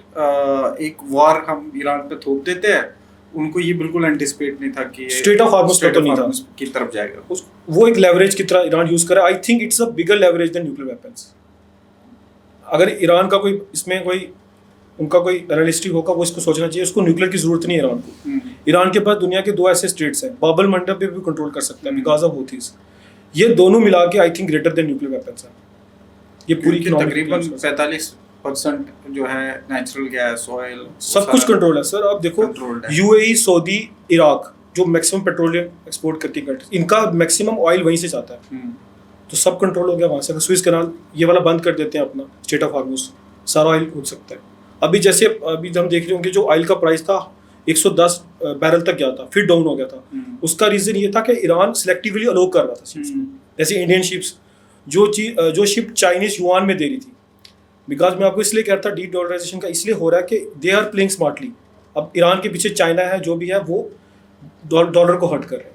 वो युआन में ट्रेड हो रही थी, उसकी वजह से युआन का वो इंक्रीज हुआ। उसके बाद ग्लोबल जो प्राइस था 130 या 120 डॉलर से ऊपर नहीं गया।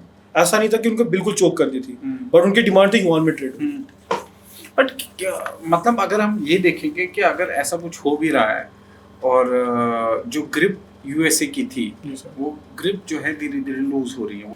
देखो अगर आप फ्रेंडली कंट्रीज भी हो तो कोई कंट्री नहीं चाहेगी कि आप कुछ भी बोलते हो, वो भी सिविलाइजेशन इंडिया जैसी इतनी one of the oldest civilisation है, तो आप तो धीरे धीरे अपने दोस्त खो ही रहे हो। बट एक वक्त ऐसा आएगा क्योंकि न्यूक्लियर है, सुपर पावर है अमेरिका, तो क्या आने वाले वक्त में आपका माइंड ऐसा बोलता है कि जियोपॉलिटिकली सिचुएशन ऐसी आ सकती है कि वो सारी कंट्रीज को न्यूक्लियर थ्रेट्स दे सकता है अमेरिका? सर मुझे जितना जियोपॉलिटिकल लग रहा है, ट्रम्प बिल जिसका सेकंड टर्म है, ट्रम्प वापस नहीं जीतेगा, इसको 2 साल रह गए। या तो फिर जो मिड टर्म इलेक्शंस है, आई थिंक सेनेट में रिपब्लिकन्स में भी सीट्स लूज कर देंगे, तो उसकी वजह से he will be controlled by senate. तो ये चीज़ें जो कर पा रहा नहीं कर पाएगा। सबसे मेन जो इसने ब्लंडर आई थिंक ट्रम्प की साइड से हुआ है, जो ग्रीनलैंड का बोला था इसने, उसकी वजह से यूरोप अगेंस्ट हुआ, नाटो में फ्रैक्चर हो गया, नाटो में इश्यूज आ रहे हैं। उसके बाद सर जो जियोपॉलिटिक्स में आप ज्योग्राफी चेंज नहीं कर सकते, और हाँ जो फ्रेंड्स हैं सेलेक्टिवली फ्रेंड्स, और एक स्टेटमेंट भी बहुत मैटर करती है। जैसे ट्रम्प ने ज़ेलेंस्की, एक सर बड़ा इंपॉर्टेंट पॉइंट है इंटरनेशनल रिलेशन में, आपने ऑब्जर्व किया होगा, वो मुझे नहीं लगता कि वर्ल्ड हिस्ट्री में आज तक ऐसी कोई प्रेस कॉन्फ्रेंस हुई है। आपने देखा होगा ज़ेलेंस्की की प्रेस कॉन्फ्रेंस ट्रम्प के साथ, उसने उसको अब्यूज किया था। हाँ, मतलब जब वो आपस में बात कर रहे थे, आप देखो जियोपॉलिटिक्स कैसे चेंज होती है। दैट ज़ेलेंस्की जिसको अब्यूज किया गया था उस मीटिंग में, उसको ट्रम्प ने बोला था you don't have any cards. इस पूरी वर्ल्ड को याद है ये स्टेटमेंट थी ट्रम्प की। हाँ, बिल्कुल। But today that Zelensky has cards. कैसे? अभी जो अटैक्स हुए जो ईरान ने किए, जो अरब कंट्रीज जितनी हैं, जो शाही ड्रोन था उस टाइम रशिया यूज कर रहा था, रशिया ईरान से लेके यूज करता यूक्रेन में। हाँ, और यूक्रेन ने उसके एंटी कुछ स्मॉल ड्रोन्स बनाए थे, वो दे रहा है यूएस को और मिडिल ईस्ट को in counter of shahi drone with in 1 year of the span. That means Zelensky have the cards. तो ट्रम्प ने तो 1 साल पहले था he doesn't have any cards. I think geopolitics में टाइम मैटर करता है। किसी के पास कार्ड्स नहीं है, 6 महीने बाद उसके पास कार्ड्स हो सकते हैं, और मेजर कार्ड्स हो सकते हैं। तो अब आपका माइंड क्या बोलता है, कि आपके एनालिसिस क्या बोलते हैं कि आने वाले वक्त में क्या होगा? सर आई थिंक जब ये मल्टीपोलर वर्ल्ड की तरफ ट्रम्प अमेरिका विल, जैसे हम सर इसका बोलते हैं, हमारा जो इंडियन पर्सपेक्टिव है वो बिल्कुल राइट है कि अमेरिका दूसरा चाइना नहीं बनना देना चाहता। चाइना तो राइज हो गया, वो बोलते हैं कि इंडिया को हम दूसरा चाइना नहीं बनने देंगे। इसलिए आप देखोगे तो दिल्ली में कोई कॉन्फ्रेंस थी, उन्होंने खड़े होकर दिल्ली में बोला ऐसा। वही है सर। इसका हम अमेरिका को, मेरा थोड़ा दूसरा पर्सपेक्टिव भी है, मैं थोड़ा अगर आईआर से बाहर निकलूँ, मैं हिस्ट्री में जाऊँ, कोई भी सुपर पावर होती है वो कभी नहीं चाहेगी कि दूसरी super power. Of course sir जैसे जंगेज खान था, आप उसको लोग गलत भी बोलेंगे, बट आई थिंक उसने कनकर किया पूरा ऑलमोस्ट हाफ द वर्ल्ड को। अब कुछ लोग उसको नेगेटिव भी बोलेंगे, पॉजिटिव भी बोलेंगे, बट आई थिंक वो वो भी एक तरीके से सब्जेक्टिव मैटर है कि हर जो लीडर होता है, हर किंग होता है, वो कंकर करना चाहता है, हर एक करना चाहता है। जैसे ट्रम्प है, वो सुपर पावर है, ही वांट्स मोर लैंड। इस पे सर इलॉन मस्क ने एक बार कहा था, मुझे याद आया, थोड़ा लंबा हो जाएगा, मैं शॉर्ट करूंगा। इलॉन मस्क को बोला था, you are the richest person in the world, इसी पॉडकास्ट में बोला था। उसने बोला था, I am not the richest person in the world. उन्हें किसी ने पूछा कैसे, बोलता पुतिन मेरे से ज्यादा रिच है। उसने बोला कैसे, बिकॉज ही कैन कंकर द लैंड, आई कांट। ये इलॉन मस्क के वर्ड्स थे जब उसने यूक्रेन पे अटैक किया था। इट मीन्स के जो हमें लगता है ना कि पावरफुल या पैसा, बट हिस्ट्री के हिसाब से the more land you have, more richer the more rich you are. इसलिए मस्क ट्रम्प को, इसको पुतिन को अपने से ज्यादा कंकर कहता है। अब इसी पॉइंट को मे बी ट्रम्प यूज करके और लैंड कंकर करना चाह रहा है। अब तो मैं बड़ी लेमैन में बोलूं कि हर चीज, हर साइड में ग्रेटर ही चाहिए, ग्रेटर इजराइल चाहिए, ग्रेटर अमेरिका चाहिए, हर साइड में ऐसे ही चाहिए। तो इजराइल के बारे में आपका क्या geopolitically? Sir I think Israel is playing smartly. वो कहते हैं ना कि विदाउट हाथ उठाए, विदाउट गोली चलाए, आप किसी को मार दो। आई थिंक वो यूएस को यूज कर रहा है अपनी फाइट के लिए।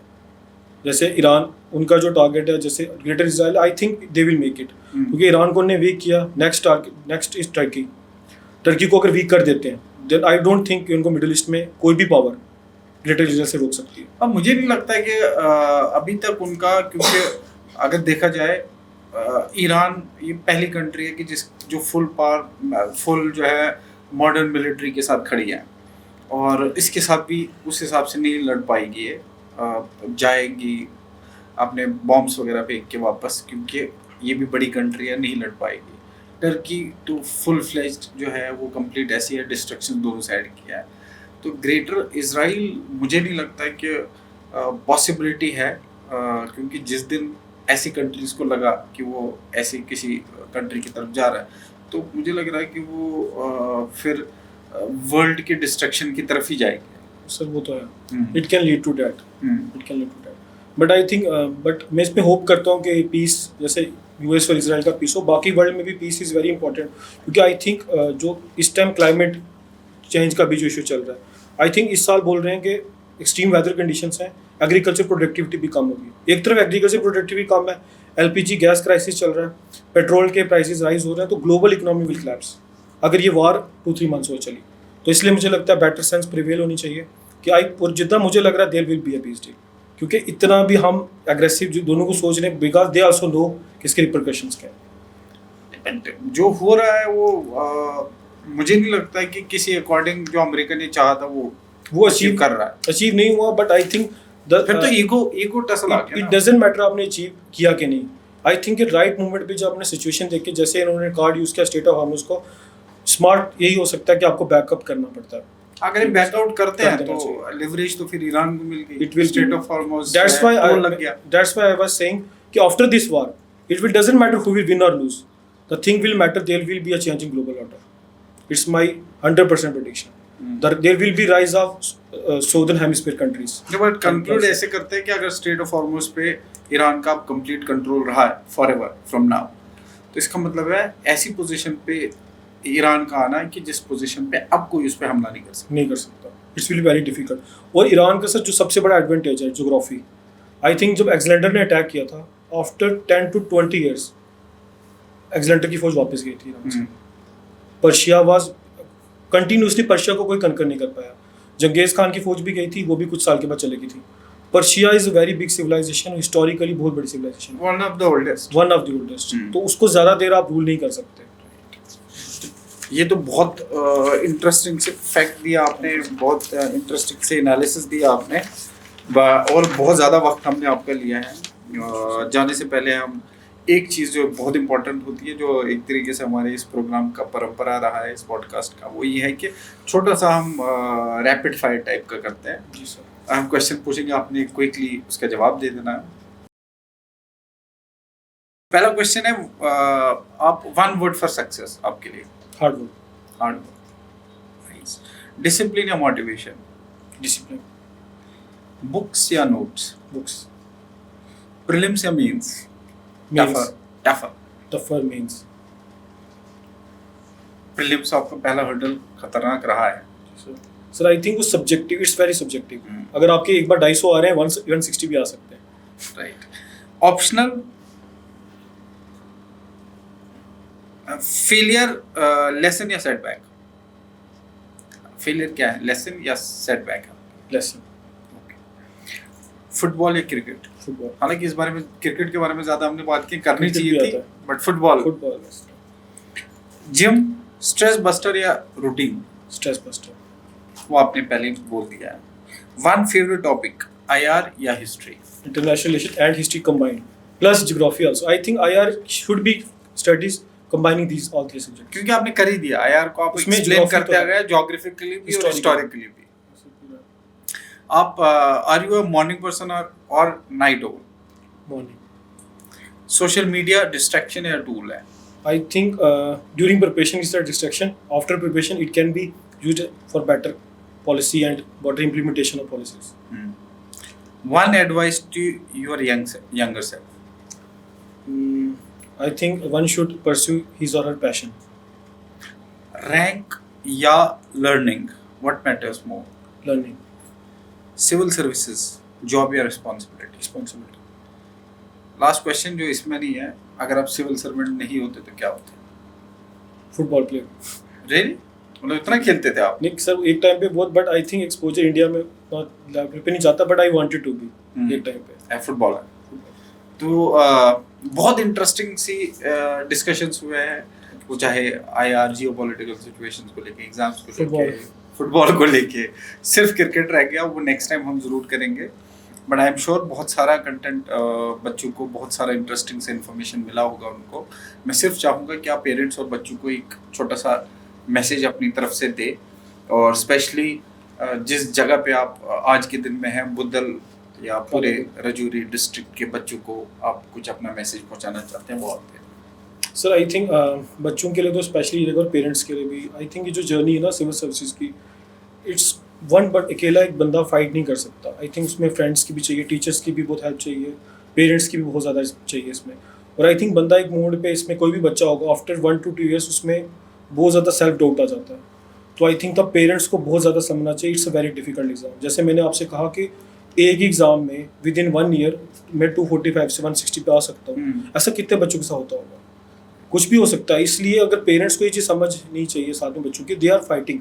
काफ़ी बच्चे जो बहुत मेहनत कर रहे हैं बट नहीं होते, अगर उसको थोड़ा सा मतलब किसी से हेल्प मिल जाए, किसी से मोटिवेशन मिल जाए, पेरेंट्स उस पर हाथ रख दें, नहीं बेटा अगली बार आपका हो जाएगा, आई थिंक वो उसके वर्ड्स जो होंगे उसको मे बी वो नेक्स्ट टाइम वो रैंक भी लेके आए। आई थिंक वो बहुत इंपॉर्टेंट है।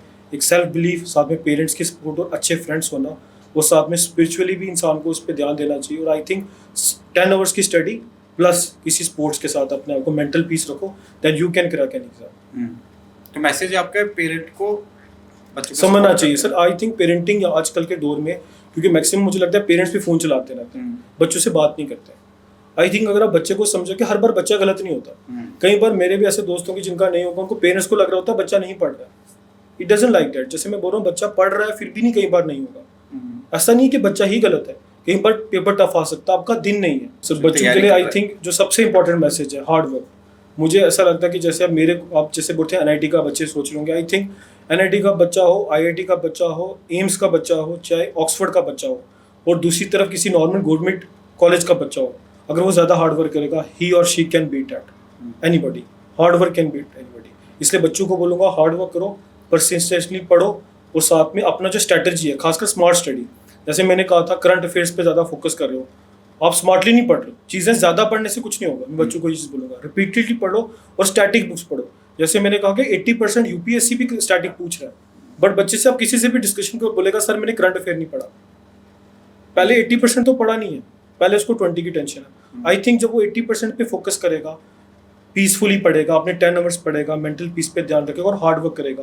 हार्ड वर्क इज द की। आपको सारे लोगों को हार्ड वर्क करना चाहिए। पेरेंट्स को पीठ थपथपाओ, इनकरेज करो बच्चों को, हर चीज़ के लिए उनको ब्लेम मत करो। Thank you so much. और ज़्यादा से ज़्यादा लोगों तक पहुँचाएं, ज़्यादा से ज़्यादा लोगों को शेयर करें और कमेंट ज़रूर करें। अगर आप लोग की कुछ सजेशंस है तो हम आपके सजेशंस का वेट कर रहे होते हैं। आप बिल्कुल सजेशन दें, कोई गेस्ट को लेके, कोई हमारे इम्प्रूवमेंट को लेके, anything that you want to say आप कमेंट्स में भेजें। हमें सोशल मीडिया पे भेजें, हम उस पर ज़रूर काम करेंगे। इसी तरह के और भी पॉडकास्ट, और भी इंफॉर्मेशन, और भी इंटरेस्टिंग पॉडकास्ट आप तक लाते रहेंगे। थैंक यू सो मच, और खुश रहे सारे। Thank you so much.